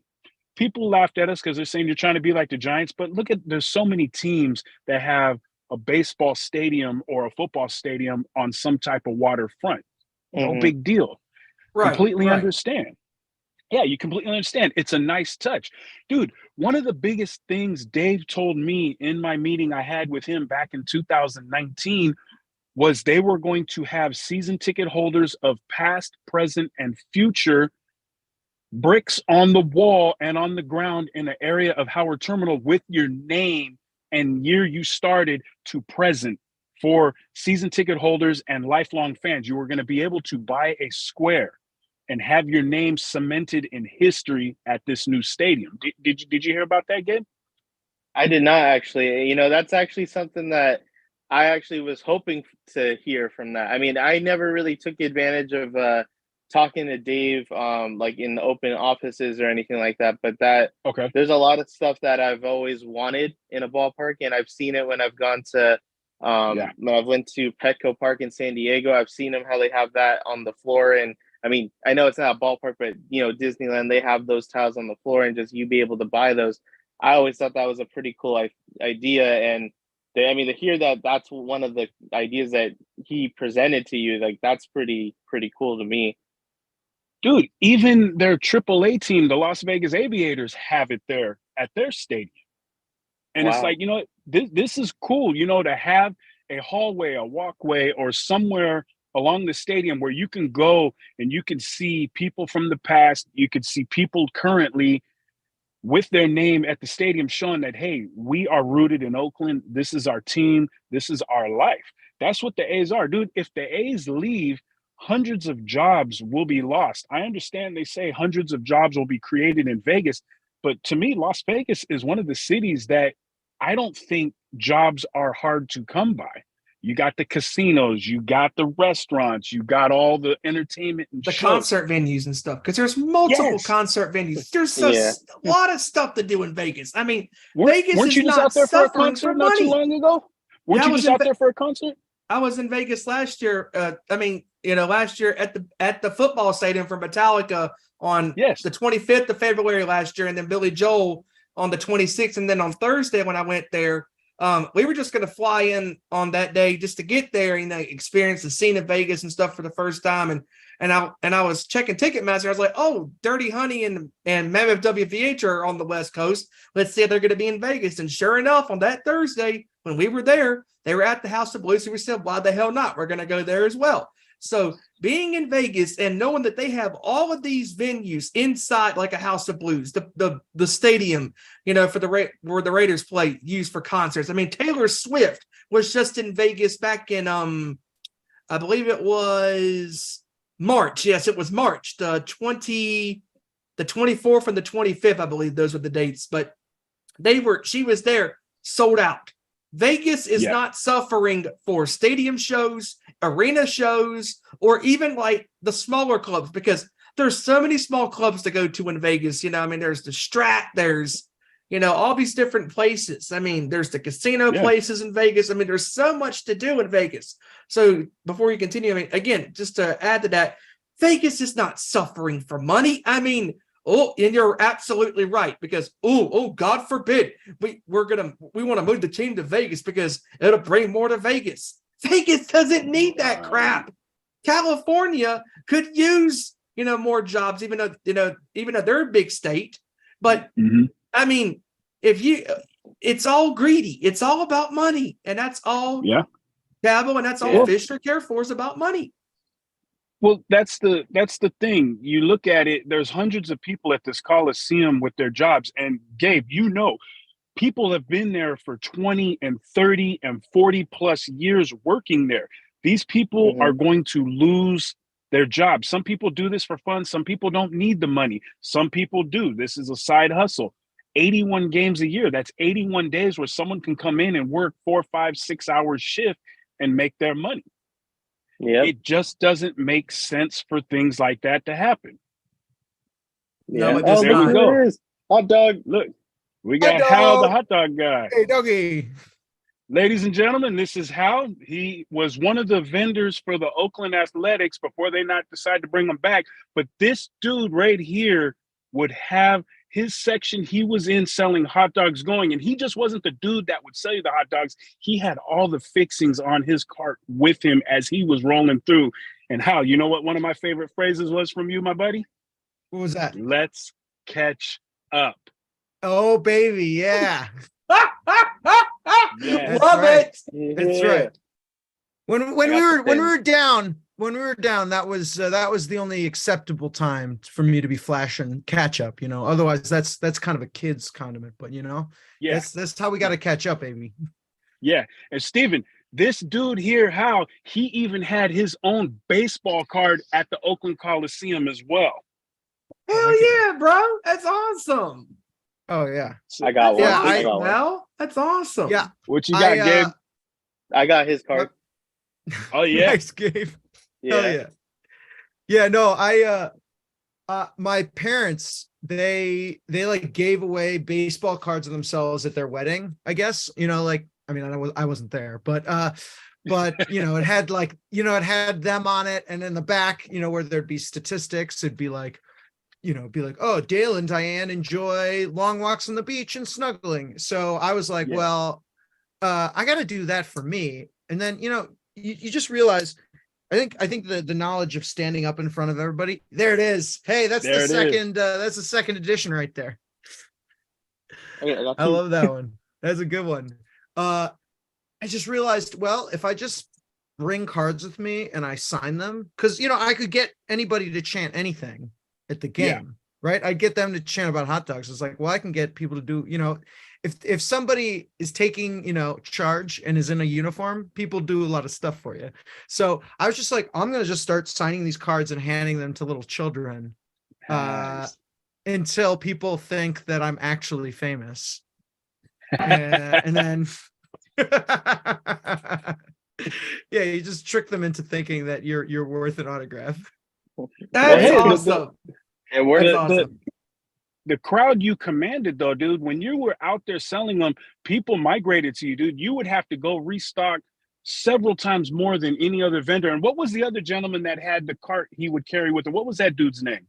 That was Jim. Jim. Okay, yeah. You guys were great, dude. You guys would be out there. You Yeah. guys were the only two with the full cart creating hot dogs with the full fixings on it versus having to get up and go to the concession stands and get things at the Coliseum. Now, if I may ask, what was the reason why the A's decided not to want to bring you back? So they would have let me keep doing what I was doing, but Okay. I was in grad school at Berkeley and I Got graduated. you. And I told them, hey, like, all the fans seem to really want to keep this going. This was, like in October, like long before they'd announced that they were going to try and move to Vegas. But, I just said, hire me as an economist. So I got a PhD in resource economics. So I said, hire me as an economist and I'll, vend for free. I'll keep doing this. And they were like, the words they used was, you can't just come to a company and ask them to create a job for you. And I'm like, you know what? All right, man. That's good. I'm going to go get myself a big boy job. So I won't be around next year. Gotcha. I think it was just, as we've just viewed like this jerking, nonsensical attempt to get a stadium in Las Vegas, they're just not put together well. Like that office is just not put together well. And No. I think it's just like, I couldn't imagine actually working for them. I mean, it must be Well, just the hell. Look at the lies Cavill spit to us. I sat with him for an hour in his office hours back in 2019. And he showed me the chair from the old Cleveland Stadium in the corner of his office. And I was like, I hope you turn the other way when we get Howard Terminal, because the last day I'm in the Coliseum, I'm taking a double section of seats with me. And he turned and said, hey, I got mine. You go ahead and get yours. Cool, not a problem. Now we fast forward to 2023, like me and Gabe were speaking about before you came on, April 20th, 2023. We got the news kind of in the middle of the night. I don't know if you got to see the news that popped up from a outlet in Vegas, and then a couple hours later, the A's came out with a statement saying, "Yes, we've came into a binding agreement for land in Las Vegas. I think at the Red Rock Resort." Did you catch it that night it came out, or were you? Or did you catch it the next day? I was on the East Coast, so it was 3 hours later for me, but I caught it. I was about to go to sleep, and I was like, doing the worst thing possible for about to fall asleep, which was checking Twitter. Yeah. So that'll get you to bed right away. But I saw it, and I was just like a ton of bricks, right? Because you were just like, what does that mean? Like, I've never heard of the Nevada Independent. Now I know everybody's byline at the Nevada Independent, let me tell you. But yeah, it was crazy. And then I went on Twitter eventually, and there's spaces, like when Elon Musk is introducing a new presidential candidate, he does these Twitter spaces. But we did a Twitter space that night, and everybody was crying. And yeah, it was hard news. It was hard news. Yeah, I was part of that. I didn't speak, but I was crying. All right. Right? Yeah. I was like, thanks, Hal. Yeah, it was tough. I didn't get a chance. I didn't notice it on there. I had to get up at 5:30 in the morning. Yeah. All right, so let's move forward. June 13th, reverse boycott Tuesday night. We have Pack the Coliseum, hashtag Pack the Coliseum. We have a last dive bar event out in Lot B. Live music, food, games, hashtag Fisher out. We're trying to move them out. The Oakland 68s. $25,000. What is it at now? $27,000 made for the green cell t-shirts? I think it might be at 33 now. Holy moly. Check this out, wow. Joseph. That's before they've taken some money out for the website. I think that they're going to use some of that money for like tacos and to pay the band for the thing. But yeah, that's completely fine. I think Oaklandish. Check this out, Steven. Yeah. No, go ahead, Al. Yeah. Dude, yeah, Oaklandish is like they originally were like, yeah, you just tell us how much money you raise, a few days before the game, and we'll print that many. And now Oaklandish is like, all right, well, we need to know now, because we need to like order these shirts from the distributors and like all this stuff, man. They told the 68s, Jorge Leon he's the man, right? So they talked to Jorge, and they were like, we'll give you a couple boxes of the cell shirts, and we did that for the first game that we were back after that announcement. And there's all those pictures that media took that day of everybody wearing those cell shirts, and that was like 2 boxes. And they told Jorge like, oh, we can give you like 4 or 5 more boxes for the June 13th game. If you want any more, you'll have to pay for them, but we'll do it at cost.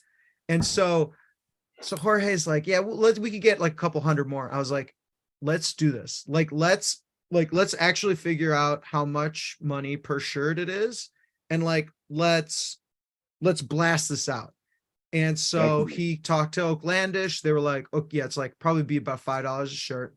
And we're like, can we say it's you? Can we to explain that? They're like, yeah, sure. But Oaklandish was like, we don't want you to sell it, because we're going to make these at cost. So we're not selling them. Like, and we don't want, to like send them off to people, because then people just wear, like, we want, if we're going to do this at cost, we want to make sure that people in the stadium are wearing it. Right. Yes. And so like, don't sell them, only give them away at the game. And so, I think a couple days before then, some kid had bought a ticket at Yankee Stadium when the A's were playing the Yankees. He like bought a ticket right behind home plate for like $800 or like $700. And he's he's like right out of college, like a journalism student or so he's not like making a lot of money.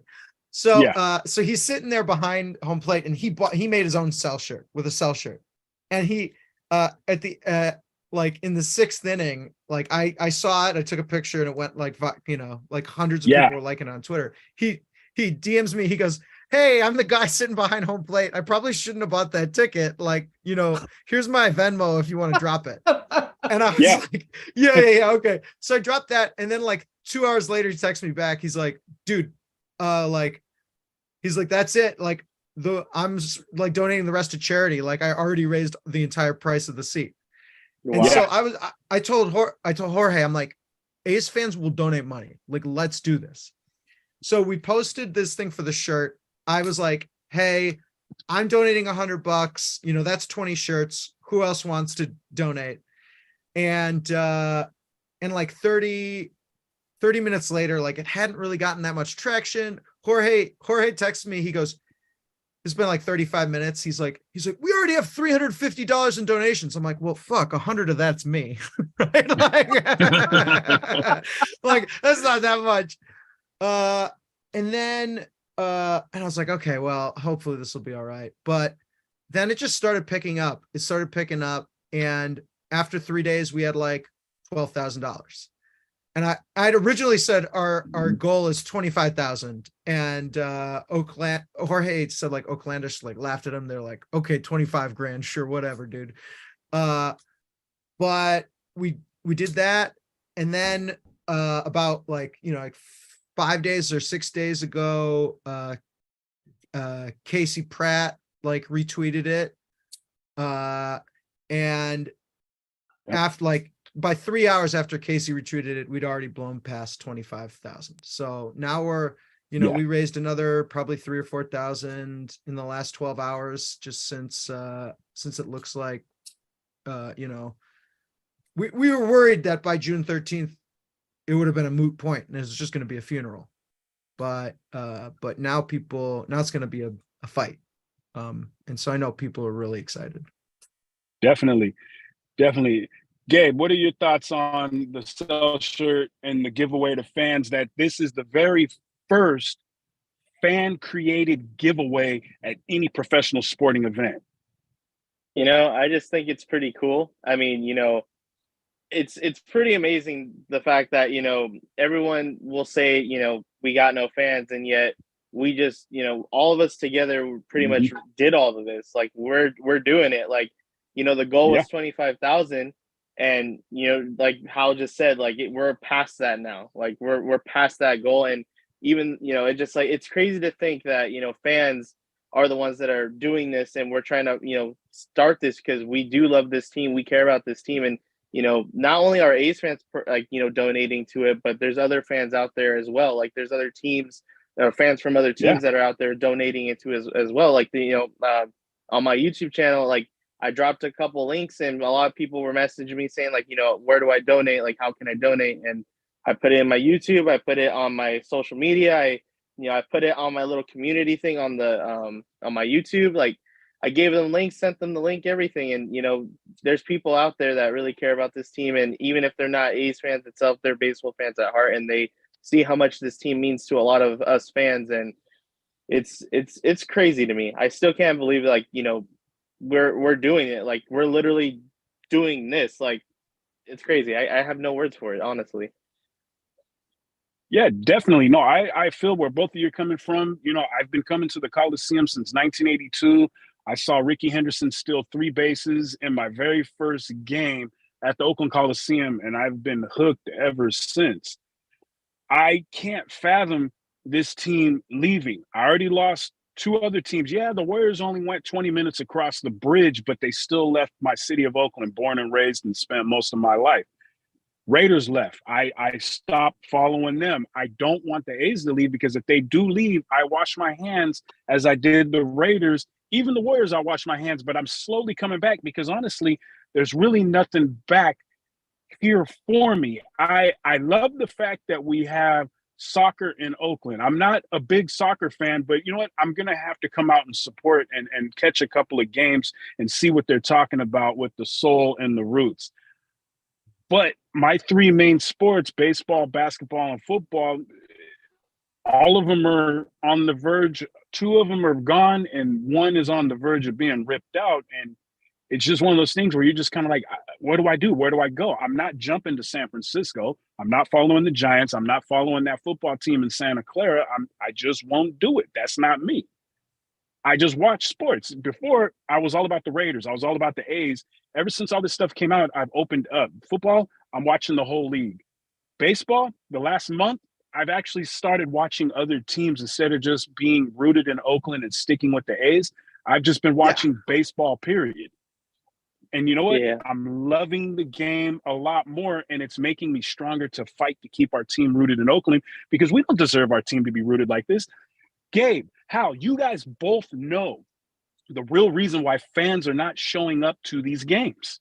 Yeah. It is our owner. He puts a horrible product on the field. Now, I don't want to knock the guys playing, because we support them like hell.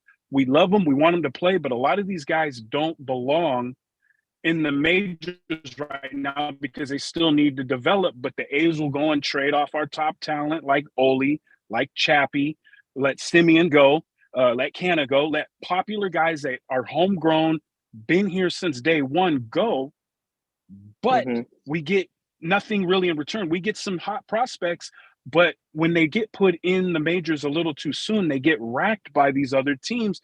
Then we look like fools because there go the A's again, trading off their major players when they could be resigning them. Fisher has the money to sign Ole to a 7-year deal like he got in Atlanta. Murphy, Bassett. You know, we got these guys. Marcus The biggest Simeon. one, yes, Marcus Simeon. The biggest one that still haunts me to this day is Yoenis Cespedes. That one still hurts me to this day because that was my dude. He has tossed up so many baseballs in the few years he's been here, signing them for me. I'd throw him a pen, he'd sign it and throw it back. I was giving them to little kids near me because they couldn't get to him, but going out there to see him and know who he was and talking with him throughout the games and the seasons, he would just come in kind of like how Ramon does for Sandlot. He just throws him shit up there just for the hell of it because that's his boy. Right. Yeah. That's how it was with Cespedes. He would see me, he would point, he would start throwing baseballs up to me, and lo and behold, you look at the baseballs, these fucking things were autographed already. So it's like, holy shit. So I just start handing them out to little kids, and you know what? How you know this? You make a little kid's day when you put a smile on their face with being inside the confines of the Oakland Coliseum. That's right. And, you know, I think that's honestly the part. I mean, there's sort of two parts, but that's the part that I think is most motivating to a lot of people is, you know, realizing that they're not going to have a place to bring their kid, you know, to a major league sporting event and, you know, be able to yell their city. There won't be a place where you're going to a major league sporting event and be able to say, let's go Oakland. And you want to do that with a kid, right? Like we all remember like going to sports as little kids and growing up with that. It was just a magical experience. The time, you know, like the place it's not a place you normally go. You know, whenever you get off a highway exit or get off a train or whatever, you're just like, oh, this is it. This is the greatest place. And it's just infuriating that Dave and John Fisher are doing this, ripping it away. When Oakland is willing to work with them. You know, it's not like the Raiders. The Raiders were like, hey, Vegas is going to give us $750 million to build this stadium, and Oakland was like, you take that. Yeah. And you know what? Understandably so. That was probably a really stupid thing for Nevada to do, but they did it, right? But like here, it's Oakland is still willing to work with them to figure this out, and there's still plenty of time to figure this out before January. And it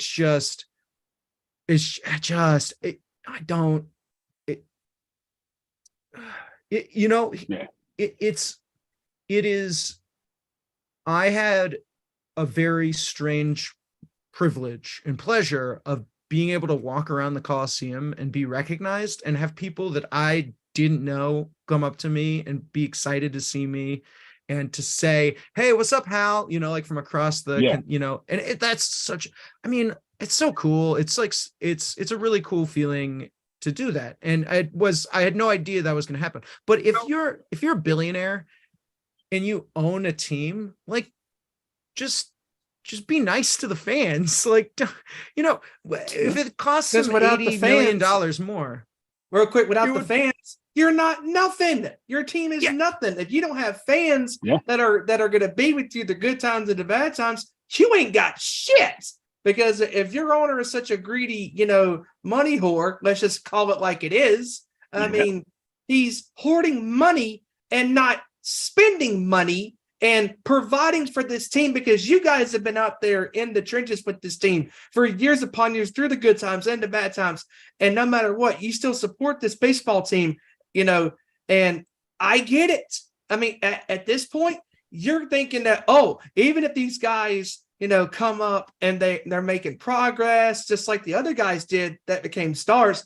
And I get it. If these guys make progress and they become up into the majors and they're making moves and getting better at pitches and hitting and playing defense and stuff, you're worried that Fisher and Dave is going to pull the rug from out underneath these guys again, because that's the last thing you guys need to do is to suffer through a bunch of crap, because you've seen enough and you're tired of it. And honestly, we're even though myself and Joey are not Oakland fans, we are fans of the fans, because the fans deserve to have a team in their city that they can go to at a ballpark, at a stadium, and support and chant, "Let's go Oakland." I mean, come on. Like you said, Hal, that is the greatest feeling in the world. Like, going to a sporting event and cheering on your team. You're repping your team's colors. You're there with your brothers and your sisters and the kids, and you're cheering in unison. Let's go Oakland. You're there supporting the team. You live by the team and you will die by the team. And if it's a fight that you guys are going to fight, you guys are going to fight a hell of a fight to keep this team in California, because there is no reason whatsoever why Fisher and Cavill can have a stadium in California, even though the stadium they've been at is old as dirt, but they can move to another ballpark in California where it's more cleaner. 10 minutes down the freeway. Exactly. 10 minutes down the freeway. Exactly. And, continue. This is great. This is awesome. Continue. No. Well, no, I want to jump in real quick, and I want to introduce Boss Man, co-host of A's Fan Radio, 20 years. Boss Man, how you doing, brother? I'm good. Just hopping in the car, going to AAU practice. I'm a coach. I coach basketball, so I'm always on the move. How's everybody doing? Doing good, man. How's it going? Doing good, brother. I want to get you caught up. I want to know, how did you feel on April 20th when the news broke that the A's had a binding agreement for land in Las Vegas? I'll just say this. I wasn't shocked. I mean, if you go back to April of 2021, when Dave Cavill had that damn tweet when he was at the Vegas Knights game. Cup. Yes. Yeah, or whatever, and hyping it up and being very disrespectful to the people out here, because a bunch of us in the Bay Area, I'm not the biggest hockey guy out there, but if I do root for somebody, I'm rooting for the Sharks. And we don't like no damn Vegas Knights. So for you to hype it up and be all extra about it, demonstrative, if you will, with your tweets, it was embarrassing and it was a slap in the face. So I expected that, because I seen how they were moving, and I got the privilege of knowing some people in the city and knowing some people like Bleacher Dave, with the people in West Oakland who were, privy to a lot of talks. They kept moving the goalposts. So when they did this, I wasn't surprised, but I was mad. I was more mad for the diehard people who go to the Coliseum, night in and night out, especially those people in right field and the folks in left field who drum their hearts out, yell their hearts out, and the little kids. I felt bad for them because something's being ripped away from. This is an identity badge of Oakland in the East Bay that's being ripped away for what? For a greedy, spoiled, petulant child who can't get his way, who couldn't get a free stadium, or a guy like Dave Calvin who throws it up in people's faces that he's from Stanford, that he's so smart, that he's so great. I mean, for that, nah, man. That's why I have not been to the Coliseum in a few years, just because I'm tired of seeing the people I love, that I respect. I learned so much at that damn Coliseum in my life, because the A's were the first sporting event I went to as a little boy in the 80s. So that's my thing right there. Just going there 30, 40 times a year, whether we stink or not, going there, and that's being ripped away. And I'm seeing these people fight so hard and being disrespected after Cavill had meeting after meeting with people such as myself and probably some of you guys as well, claiming that he wanted to be in Oakland so bad, that he wanted to do this, he wanted to do that. And I see why Chris Pratt and all these other guys, like Chris Giles, excuse me, and other people left the organization because they saw this guy was full of shit. So I feel the same way. Everybody saw through him after a while. I was done with him really in 2019 because I'm like, something's not right here. You got saying this, you get the Coliseum land, and then you get the Howard Terminal, you're trying to do a 2-for-1 deal. So you basically are having us pay you for the stadium that's going to be done at Howard Terminal. You're going to use the funds here. Then you say it's not. So you're being wishy-washy. And as one council person told me, actually Lynette McElhaney, the one who lost to Carol Fife in District 3, she said Dave Calvin talks out of both sides of his neck. You're going to see what I'm talking about. So when it happened, I was just not shocked, but I am disappointed, because why should we have to go through this? Why should we have to? We're not even talking, the team is terrible. We're not even talking about baseball. We're talking about where's the team going to play at. We're talking about finances and all this stuff. No disrespect to Hal. I'm not a financial whiz or nothing like that. But we're talking about stuff that's above our head, because we really love and respect this this tradition that's been born here in the East Bay. I mean, my dad remembers the first game that was played at the Coliseum. He used to be in the right field. It was called Reggie's Regiments over in right field. My dad is a part of that, and it got passed down to me. And I passed it down to my daughter. I've taken her to games. She's 14 now, and she's like, Dad, why do you still even pay attention to them? They don't want to be here. That's what my kid is saying to me. So this stuff is just way over the top. It's a slap in the face. It's just disrespectful, man. So why should I support you? Why should I support guys like that who give a bad product, who openly lie to people, and who are courting Las Vegas? I mean, Chantel, she's a good friend of mine. She's got to talk to John Fisher, but other council people and even other county supervisors have never talked to John Fisher in their life. Never talked to John Fisher. This guy wants to do a deal and take taxpayers' money and take away stuff from the port. Even though I support Howard Terminal, but you can't even talk to the elected officials. What's that about? What is it about? Yeah, it's crazy, man, because Fisher hasn't even met half of the people you would think he would need to make this deal and get this deal done. He hides behind Cavill. Cavill comes out and tells you he's from Stanford 20 times a day and lies about everything. Then he wants to turn around and have these goofy expressions on his face. And every single picture I've seen him in Las Vegas, he looks nervous. He looks goofy. He looks bewildered. He looks like he doesn't know what's going on. He looks scared. But it's come to it's come to the point where we, the fans, are tired. Like I was telling everybody else, boss, the reason why fans are not showing up to these games is John Fisher. He's cheap. He's trading away our players. He's not bringing in quality players. He's not allowing young talent to develop in the minor league system before you bring them up, because you can ruin a man's career bringing them up too fast. Yeah, everybody wants to play in the major leagues, but you got to go through your steps and your path to become great and get your job done and be to where you want to be in the league. The problem is, I agree. Yeah. So we need Fisher out. You got something, Gabe? No, I was gonna say, it kind of goes off a tiny bit, but I've done a couple seasons where I've done 50 games, 60 games, like even 70 game seasons, and usually at the end of the season, it's kind of like, I'm kind of burnt. I'm like burnt out, and that's why I don't really post anything from October on.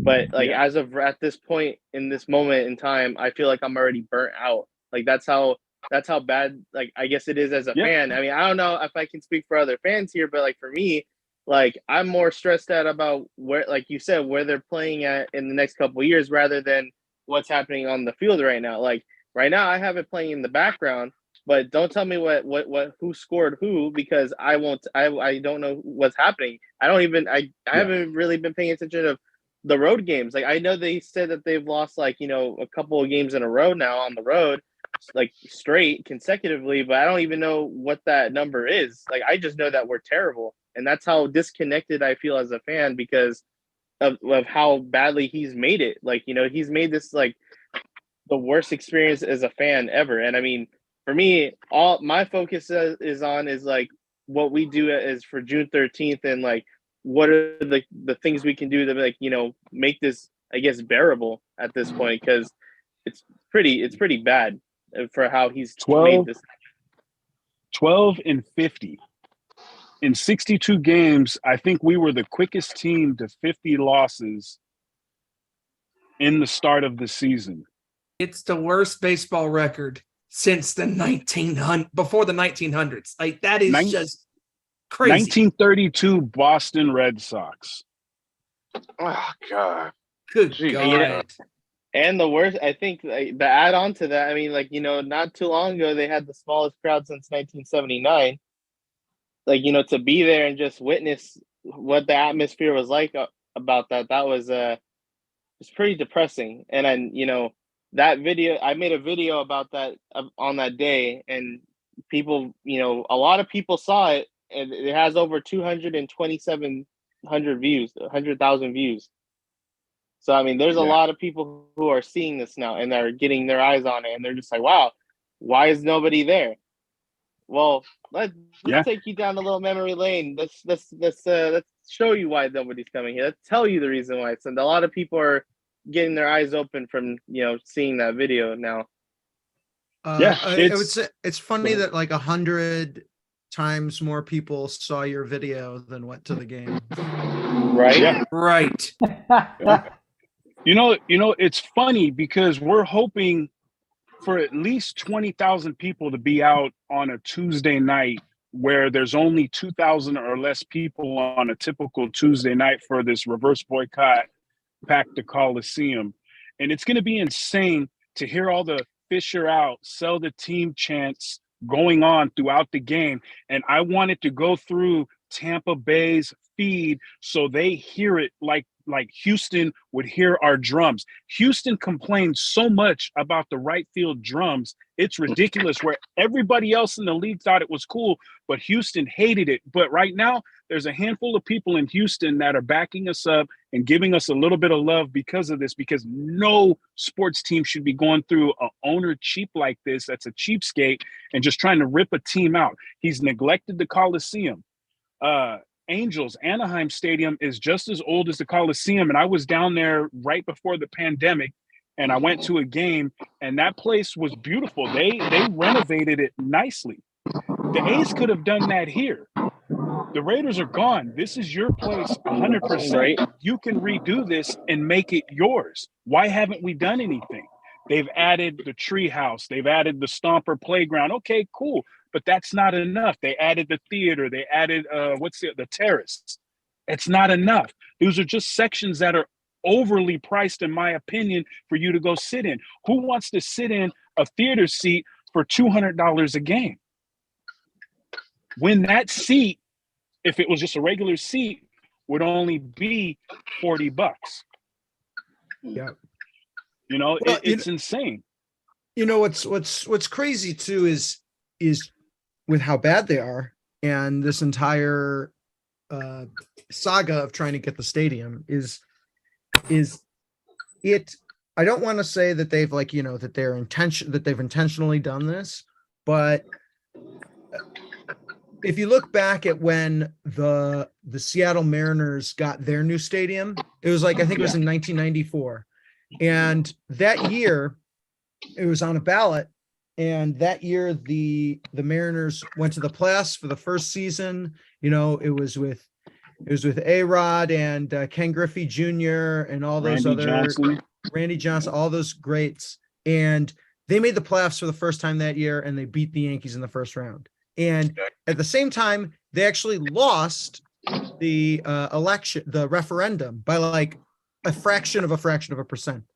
But like people were so excited about it that the Washington state legislature created a special session to pass the funding anyway, right after that. Because the people realized the pride of having that team there and the fun of having that team there. But the A's have just decided, let's make it as miserable as possible to be an A's fan. Like just as miserable as possible. Yeah. And of course nobody was standing up, there wasn't tons of people standing up to the city council. If they had spent money on the team, if they weren't such a laughing stock, if people supported the ownership, they could have gotten tons and tons of pressure put on the city to get something done. But they just were like, we don't care. We don't care. Yeah. Yeah, I Exactly. mean, Exactly. you're 100% right, Hal. I mean, people really got behind that thing, and they made the playoffs a couple of more times after, I think, 97 and then 2000 and then I think 2001, and luckily they made it for the first time a long time last season. But it's a rallying thing. It's something that we all can come together on. I mean, it doesn't matter what your ethnicity is or what socioeconomic background you come from.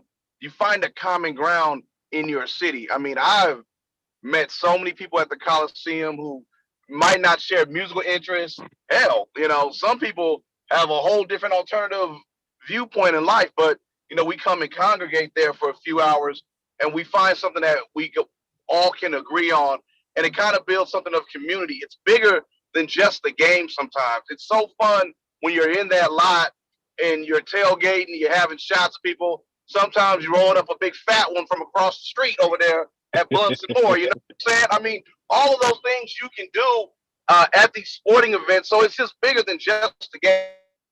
Because when I see guys like, what's the guy, Hyphy, Republic or whatever, Omar Yasin, when he comes there and bashes sports fans, you just don't get it, man. And plus, people come from outside of your city. I mean, I tell politicians all the time, you have a responsibility on helping the people that are in your city, but you have to attract people to come from out of the city, to come in there and spend their tax dollars and to experience your city. This is a part of what you have to offer. You have to have things for the nerds, for the Star Wars guys, for the intellectuals, for the artsy people, and then for the sports fans. That's what you're supposed to do if you're a major city. And if you're a major city that does not have sports, then you're not a major city. Look at all the big markets in the United States. If you go on the Nielsen or whatever that thing, the TV rankings or whatever, the markets, you see all these top 25 places. They all have multiple sports teams for the most part. And you're telling me now Oakland is going to have maybe zero? That's unacceptable. So you can't expect us, people who understand the game bigger than just, the score or runs or whatever, you can't expect us to be satisfied with this stuff. It's just so disrespectful, and it's great because you see guys like Hal at certain events, and then, shout out to you, Gabe, because I've been watching your videos for a few years, and you do a magnificent job. And when you run into those guys in the Coliseum, just even if you just talk to them for a minute, it gives you a good feeling like, hey, I know that guy. I might have a beer with them. I might just chop it up in for 2 seconds. That's a community vibe that you get in there. Because sometimes I've met people from the Coliseum, and I might see them off BART, and we can start chopping it up and have a good little BART ride. All right, see you later. I'll see you at the next game. Friendships are forged with it. Hell, I know people who've gotten married from these sport events, especially at the A's games. Like, what's my guy, James, who sits next to right field Will. He's gotten married at the game. There's special moments that are priceless, that are forged at that place. And so for somebody to rip it away from people, I just can't understand it. Anybody who thinks it's okay to lose another sports entity in Oakland, you must not love Oakland if you are down with this. You just don't love Oakland. Right, because that's the beauty of sports, is that it brings strangers together because they are there under one roof, under one game. It's not just about the game. It's about forging, a brotherhood and sisterhood with your fellow comrades and the fans at these games. Because when you come together under, not just the team, but because you're supporting you're supporting what you love. And it doesn't matter what race you are, what religion you believe in. If you don't believe in religion, if you do, you don't. Doesn't matter what music you like you said, boss. Sports is one of the most beautiful things in the world because it's a community that brings people that have never met each other together to be supportive of not just one another, but the team that they come to support at these games. And this is a beautiful, by you guys, because you guys are speaking absolute facts. Because also for us, we are not down with this because this is all over greed. All over greed, 110%. Hey, Steven, I got to step in real quick. Hey, guys, sorry, I got to go step into work, but boss, Hal, Gabriel, thank you guys for joining me. You guys can keep the conversation going if you need to, but I will see you guys out at the next homestand. We'll catch a beer. I want to buy each and one of you guys a beer when I see you. Thank you for coming on and joining me, my man. All good, my man. Whatever works. I understand. No cap, no harm, no foul. I'll take his beer. You guys a drink. All good, man. Or you can give it a Hal, whichever one. I will catch up with you guys. And I reached out to the Oakland 68s to help spread the sell shirts out there and get that going. So thank you guys. I got to drop off, but you guys can keep the conversation go for the rest of the show. God bless you. And I'll see y'all soon. Steven, Joseph, love you boys. Catch up. Love you too, bro. Man. Thanks for coming on, man. All right, HiJacker. Thanks for coming on, man. Got you guys, man. Take it easy. Yep. Yeah, bro. And that was HiJacker Mike joining us here on the sports show. And I mean, this has been an unbelievable last hour plus. I mean, with you guys coming on here and being passionate about what you love, and that is the Oakland Athletics baseball team. I mean, this would be the most greediest thing that I can remember in sports if this were to happen, because this is a bunch of lies. This is corruption at its worst. I mean, for Cavill and for Fisher to lie to you guys and saying, oh, we want to be in Oakland, we want to be in California, it's a bunch of bullshit. Like, it's ridiculous. Yeah, I mean, it just goes to show you that there are some team franchises out there who will give the fans what they want, ones who will actually be there for their teams and actually act like true leaders. But then you got these other team owners, GMs out there who are absolute pieces of dog crap flying around in the wind. I mean, Oakland, for example. I mean, the fact that this guy has absolutely lied to y'all and said, oh, yeah, we're going to stay in Oakland. Ain't nothing going to take us away from this amazing place. But all of a sudden, there's a whole bunch of money involved, and he's like, ooh, money? Who cares about this team? Who cares about this spot? Let's go where the money is. I mean, it just goes to show you that there are some team owners out there who are absolute cancers, absolute poison to a team's franchise. I mean, me being a Washington Commanders fan, I know exactly where you guys are coming from because I had to endure a poison named Dan Snyder since 1999.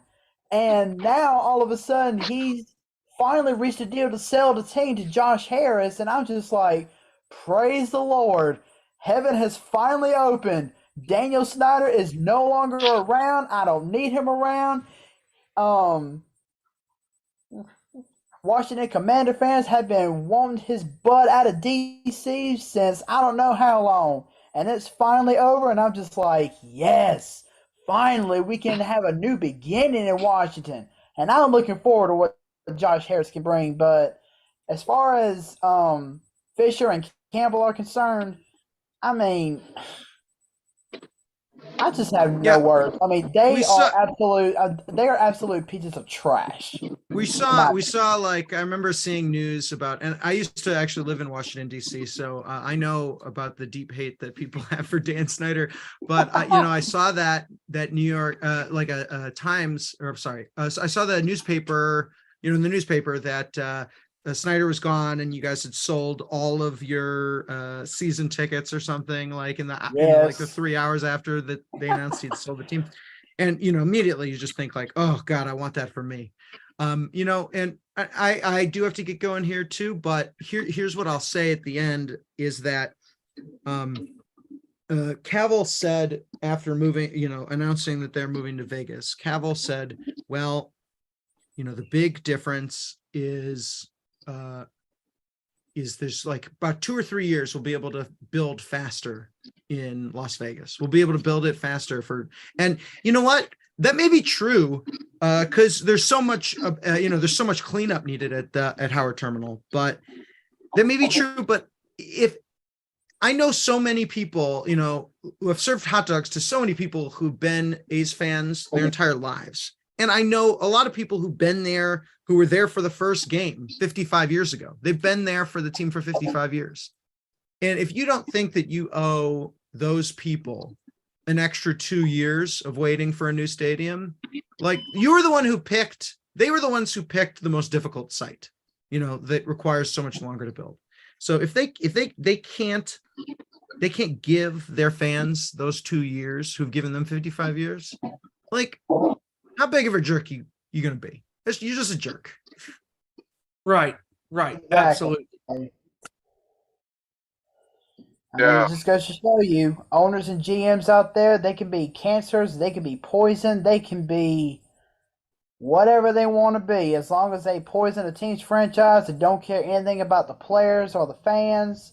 All they care about is money. I mean, how much more greedy can you be? And what's so sad is that you have Fisher and Cavill are trying to hide the fact that you guys are bringing science to these games, and these fans are not backing down. They're protesting, showing their true passion for this team. And they're like, no, we're not. We can't show that because you're full of lies. You're full of corruption. You're deceitful. You're full of corruption, and it needs to stop. And I hope that just like with Washington, that you guys can get an owner that can get this team and stay in California, because this is the last thing that the city of Oakland needs is another team leaving Oakland and going to another city. Especially in the second team, real quick, going to Vegas. Continue, boss. Oh, no. What's crazy is, I know Hal can back me up on this, is at Howard Terminal, they want to own the stadium but lease the land, I believe. But then when they picked the Wild West site, they wanted to own the land but lease the stadium to be a public stadium. So they're kind of flip-flopping their words. They're talking about a development because, a lot of teams like this sports development and ancillary stuff so they can make more money. They don't care about the old way of tailgating from the 20th century. But then you go to a 9-acre site at the busiest corner in the city of Las Vegas. It just doesn't any damn sense. There's no rhyme or reason. Right. That's why apparently you're seeing this special session agenda, because their thing is half-baked. They just thought they can push things through. They thought they were popular like the NFL and they could just do what they want because they saw the success, at least tickets-wise. The Raiders fell, but it's calculated. They played this wrong. And actually, Shang Tao is actually looking like the winner here because she cut off negotiations, refused to be a pawn, biggest leverage game, and now they're looking dumb. So what do they do at this point? I'm unsure if they're going to try to go to Nashville or talk to Montreal, because revenue sharing is going to be cut off in January of 2024. So I'm confused on what their end game is. I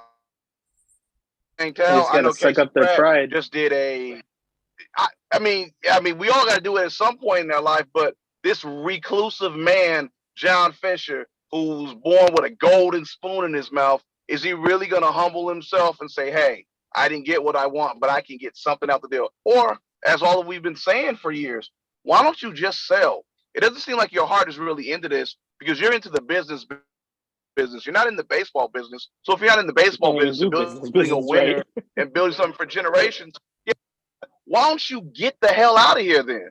Why don't you sell the team, make $2 billion?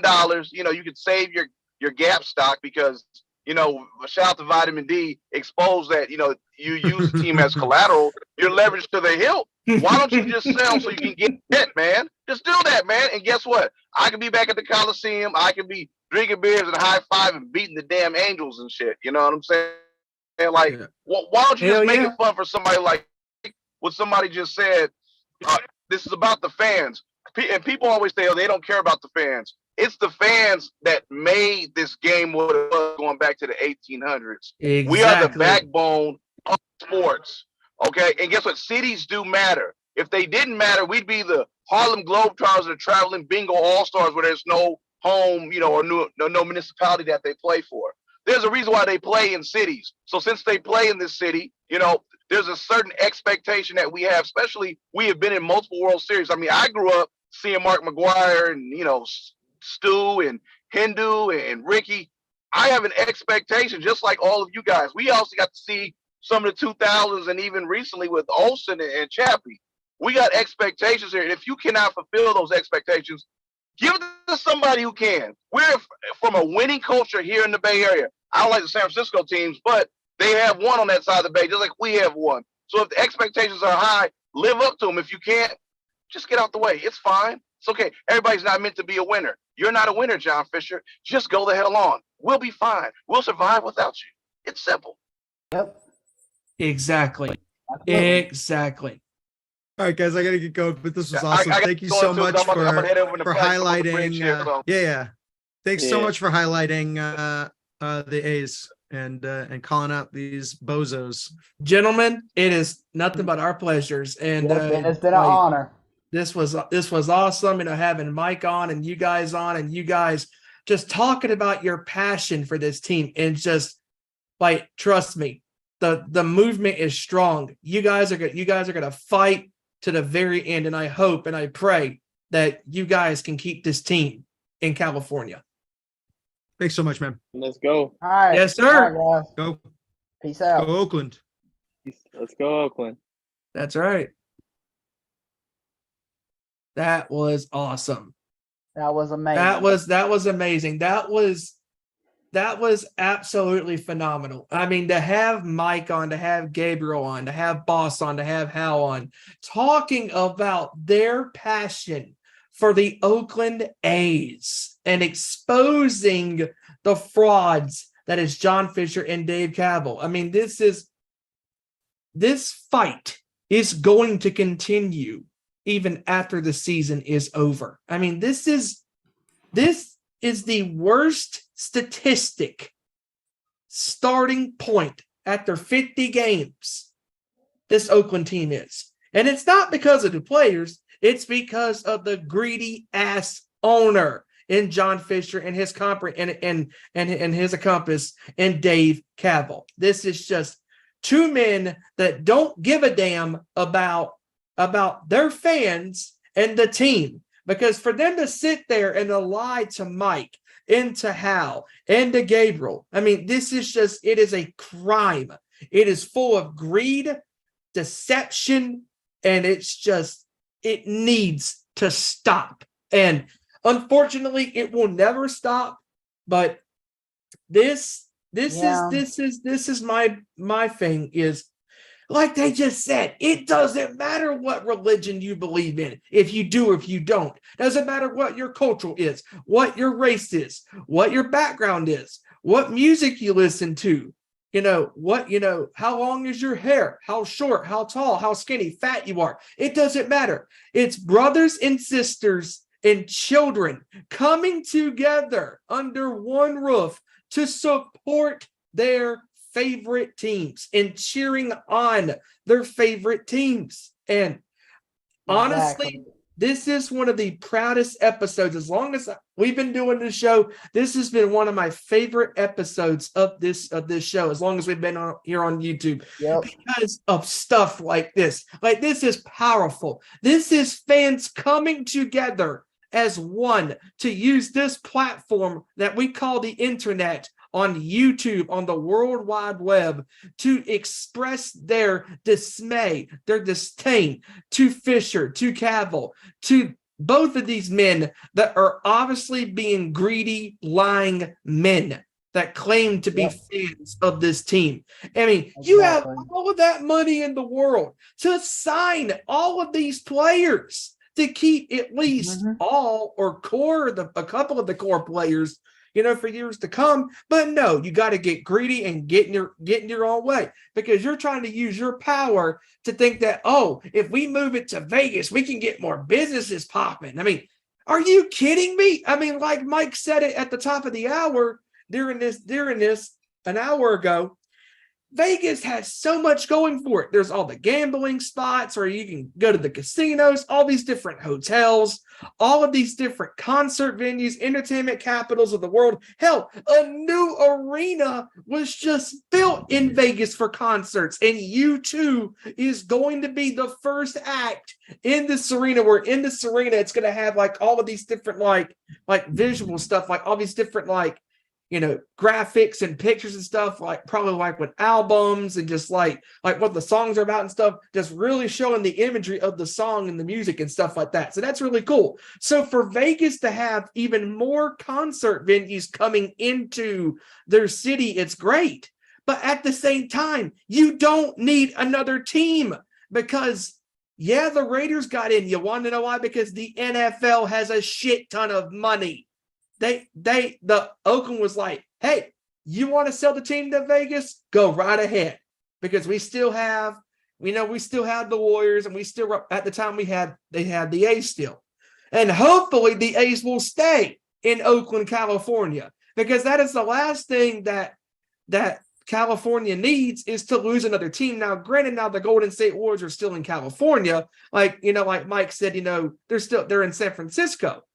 But they could have been 10 or 20 minutes down, where he was at still, but they moved to San Francisco, but still they're in California. So that's still a win, win, I guess. But they still moved out of Oakland, Exactly. And imagine whenever the news broke down that the Raiders were being sold from Oakland to Las Vegas, imagine how much of a spit in the face that was, not only for the fans of the team, but for the former players who etched their names in NFL history playing for a historic team such as the Oakland Raiders. I mean, names such as Jim Plunkett, Marcus Allen, Bill Romanowski, heck, even Jerry Rice for a couple seasons. Yeah, and the great Tim Brown is also a Hall of Famer. Yep, the great Tim Brown, absolutely.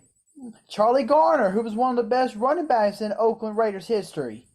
It's just, and I know Randy can back it up on too. He's been an Oakland fan, even now he's still a Raider fan, but he was an Oakland fan all his life, and all that. And it's just, this is the last thing that we need as sports fans, is for another owner in John Fisher and his associate in this bullshit, Dave Cavill, to pull the rug from out underneath another team's fan organization. I mean, exactly. I mean, it just goes to show you that as long as money is going to play a key factor, which it always will be, there's always going to be one or two people out there that say, screw everything, show me the money.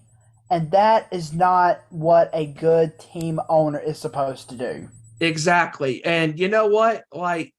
Just the simple fact that this is happening again, it's not surprising, because, I mean, you knew it was going to happen eventually with some owner in another sport, but it happened to be coincidentally John Fisher of Oakland wanting to move the team from California to Vegas. I mean, this is a slap in the face to every Oakland Athletics player that has came and gone from this organization. I mean, this team 5-6 years ago could have made a run at a World Series championship, but money, greed, deception got in the way.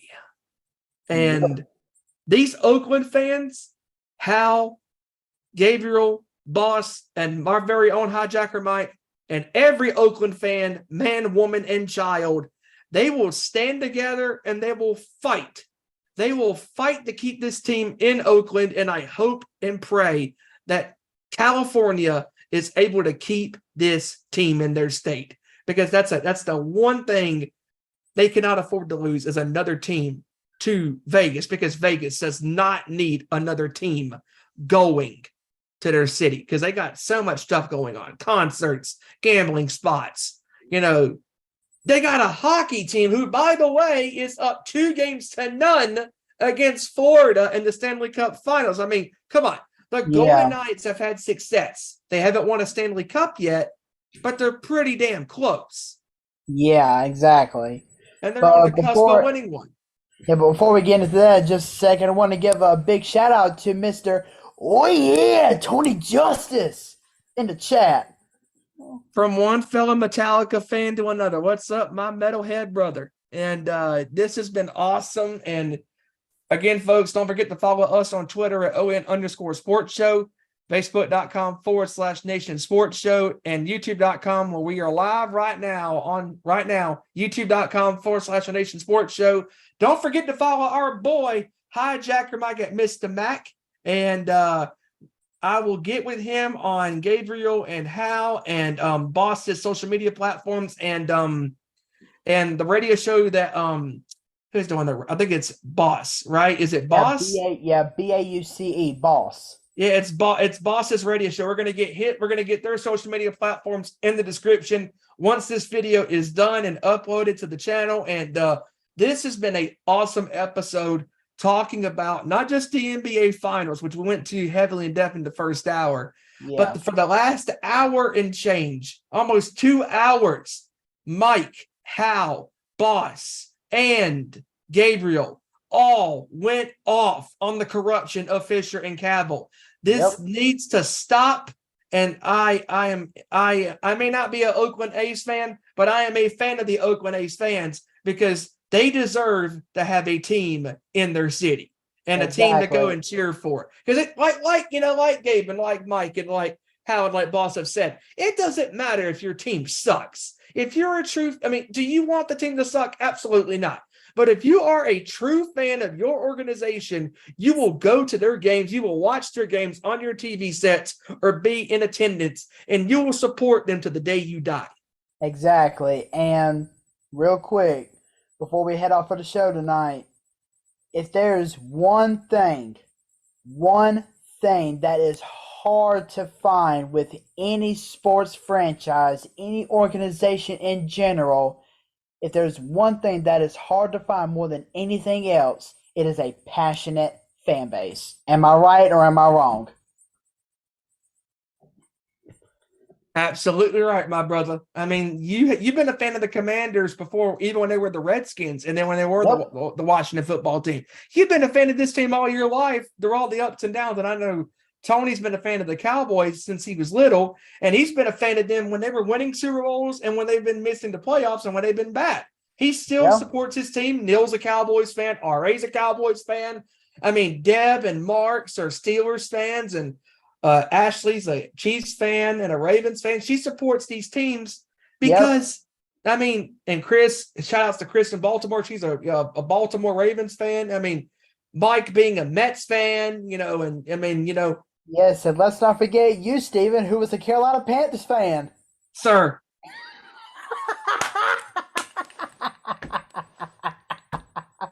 No, I'm going to act like you didn't even say that. Anyways, but this is just, it's ridiculous how the corruption in Oakland right now with these two guys lying to the fans. That is just blasphemy. Like telling your fans, oh, we support this great city of Oakland in California, and we're so proud to be here. We're so glad to have, to have you guys supporting us and all that stuff. What a bunch of crap. Just money, crap. money is the root of all evil. And it's so true. And speaking of Vegas, and before we wrap up the show, before we get to that, we've been so caught up in this discussion with the Oakland, Athletics, fight from the fans to the owners and stuff. Joey, I know you wanted to talk about this back to the NBA. We have some recent coaching hirings. That is right. The news broke last week before we went on the air last week that Nick Nurse has been named the new head coach for the Philadelphia 76ers. And the news broke early just a couple days ago that Frank Vogel and the Phoenix Suns have finalized a 5-year contract for Vogel to be the Phoenix Suns head coach. So, I'm not sure how to feel about the whole Frank Vogel to Phoenix Suns because, Phoenix, they still have a bunch of holes. They may have a sort of a big three with Chris Paul, Kevin Durant, and Devin Booker, but they still got holes to fill in their organization. But Nick Nurse, I think I think that was a smart hire by Philadelphia. I mean, yes, he's no Doc Rivers, but there's one thing that I know Nick Nurse will do in Philadelphia that Doc Rivers could not do, and that is win a Game 7.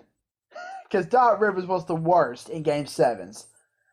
But I think Nick Nurse is going to turn this. I think he's going to turn the 76er program around and make Joel Embiid and all those players around him be much more better than what they already are. And real quick, shout outs to HiJacker there in the comments. Thanks, bro. I appreciate that. And we will be posting those in the description when this episode is done. And yeah, I mean, like when you look at the hirings that the Suns have done and that the Sixers have done, I mean, Nick Nurse he's got the championship under his resume, but he's only been to one finals, and he's been to the conference finals a couple of times, with this team. And he's had a hell of a run, so far. And maybe he can bring the city of Philadelphia some success, And now Frank Vogel has a championship under his resume with the Los Angeles Lakers in the Mickey Mouse Disney. That was the Mickey Mouse Bowl. So technically, that championship don't count. Technically, no, because there was no home court. And that's the one thing that, again, that Mike and Hal and Boss and Gabriel hit on.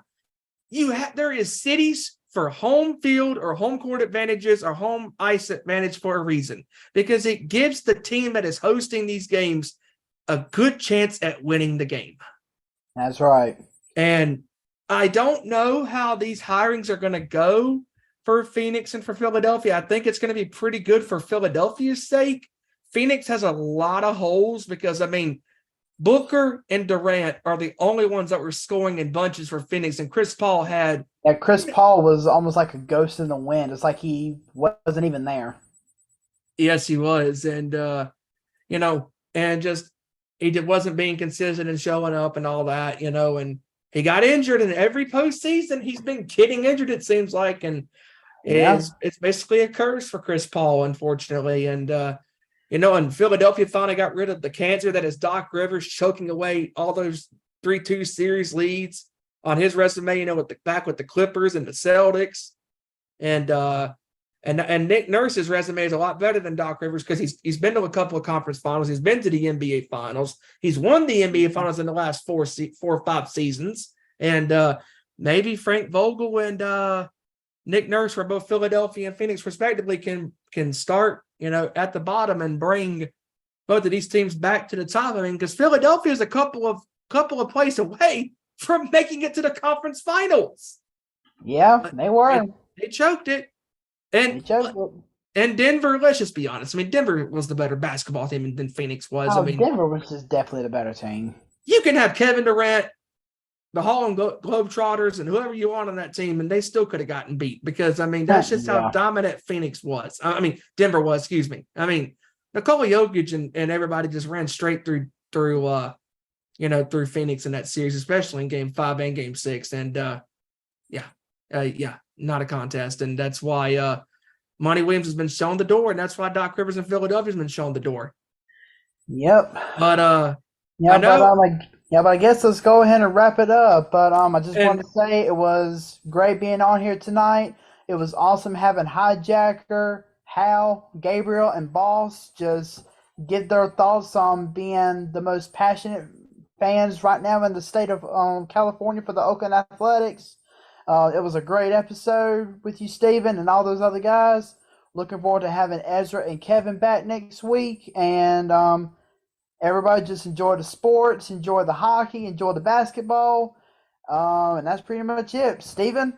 I do want to say real quick that, you know what, Mike, while we're here right now on the air, that hour plus with these guys was so great. We haven't done this in a while. Let's put that as its own single clip.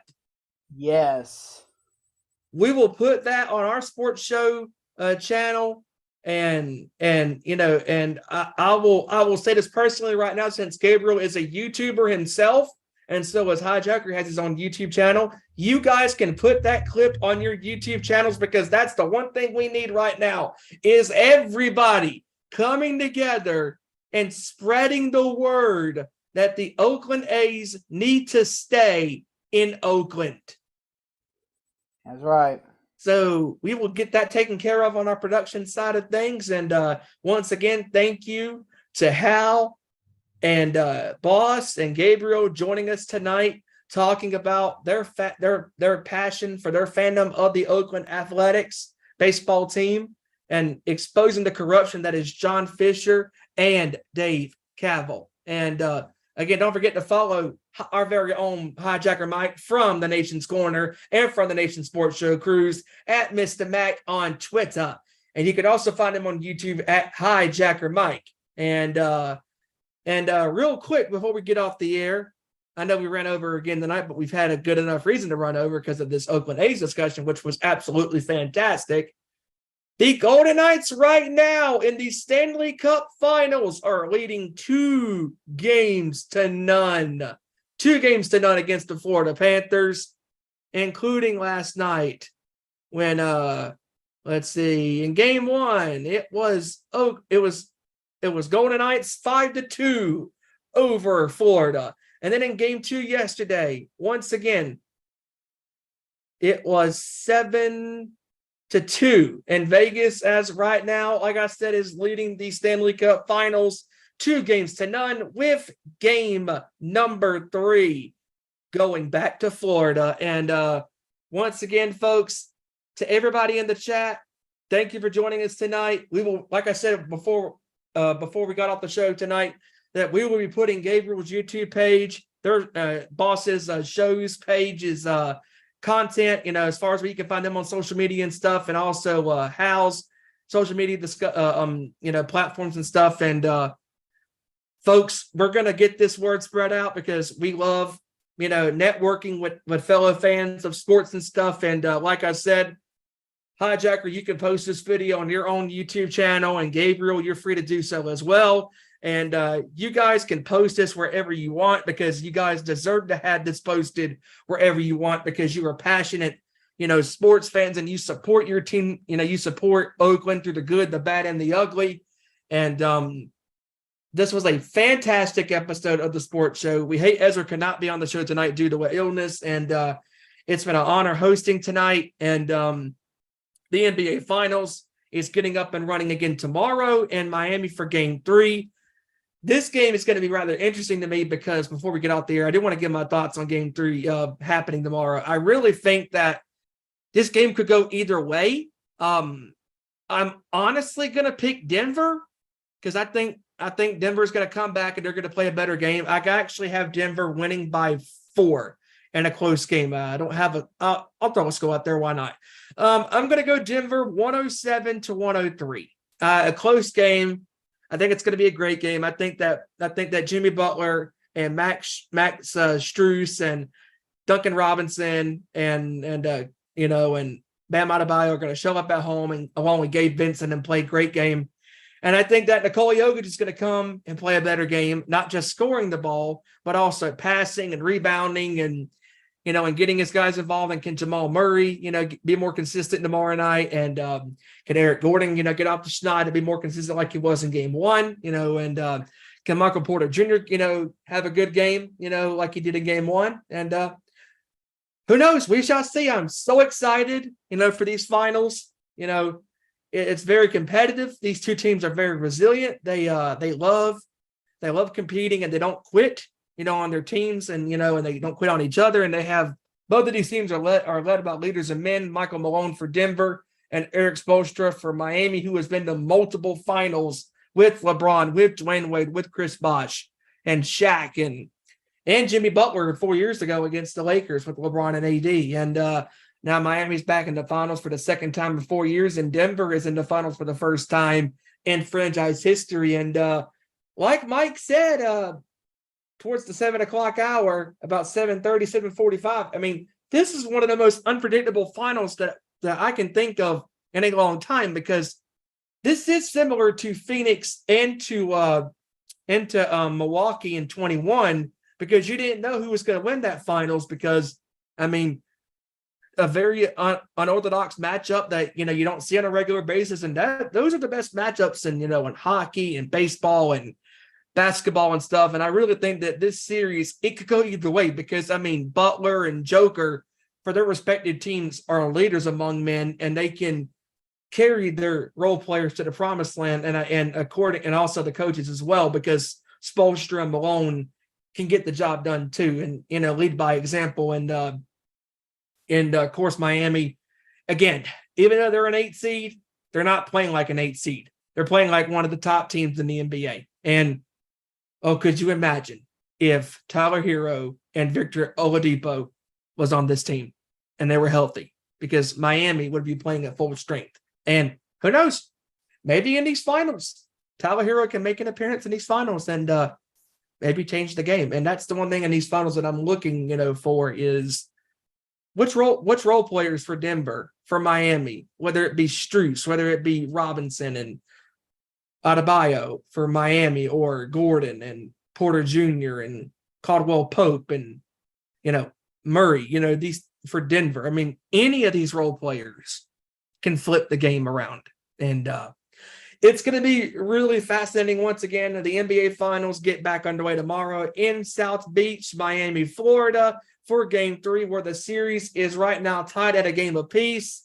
And before we go again, folks, follow us on Twitter at @ON_Sports Show, Facebook.com/Nation Sports Show, and where we are live on Tuesdays most of the time, and sometimes Wednesday nights, YouTube.com/Our Nation Sports Show. And don't forget to follow our boy, HiJacker Mike, at Twitter, at Mr. Mac on Twitter.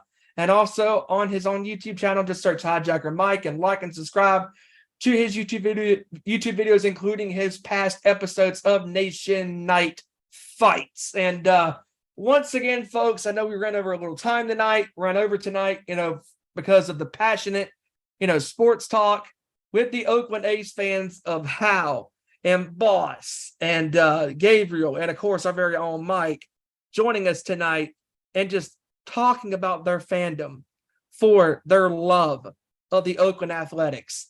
And again, gentlemen, thank you for joining us tonight. Joey, thank you for joining me tonight. And I'm just so grateful to have all of you guys a part of this. I mean, Ezra, Joey, Kevin, Randy, Mike, everybody in the Nation's Corner crew, everybody here in the Sports Show crew, and to Hal, to Boss, to Gabriel, to every Oakland A's fan out there. We got your back, brothers and sisters. We are here for you guys. We support teams that need to have their teams in their cities.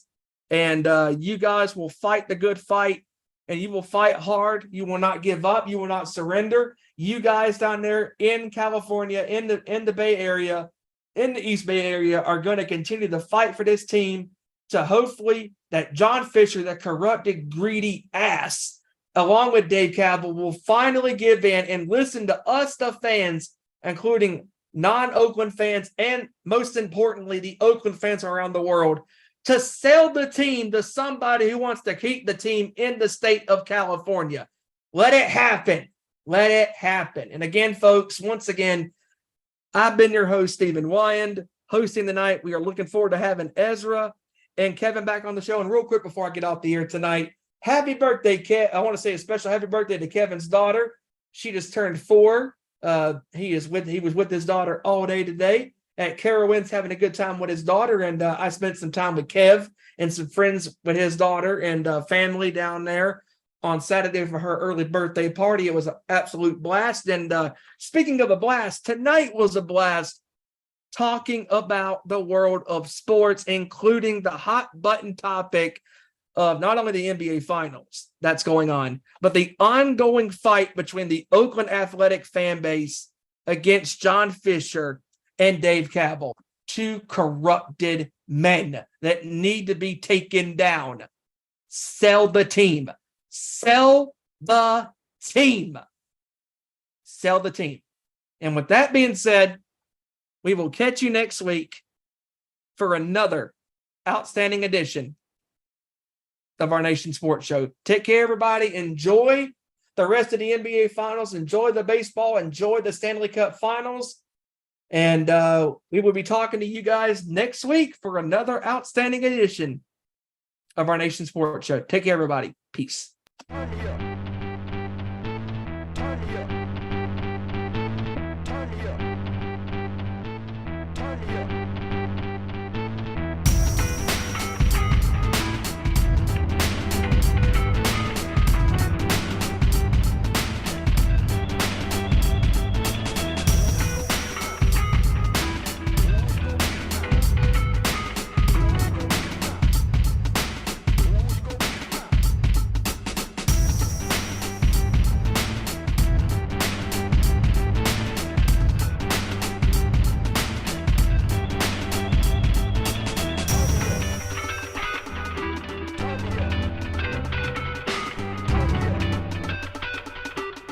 up.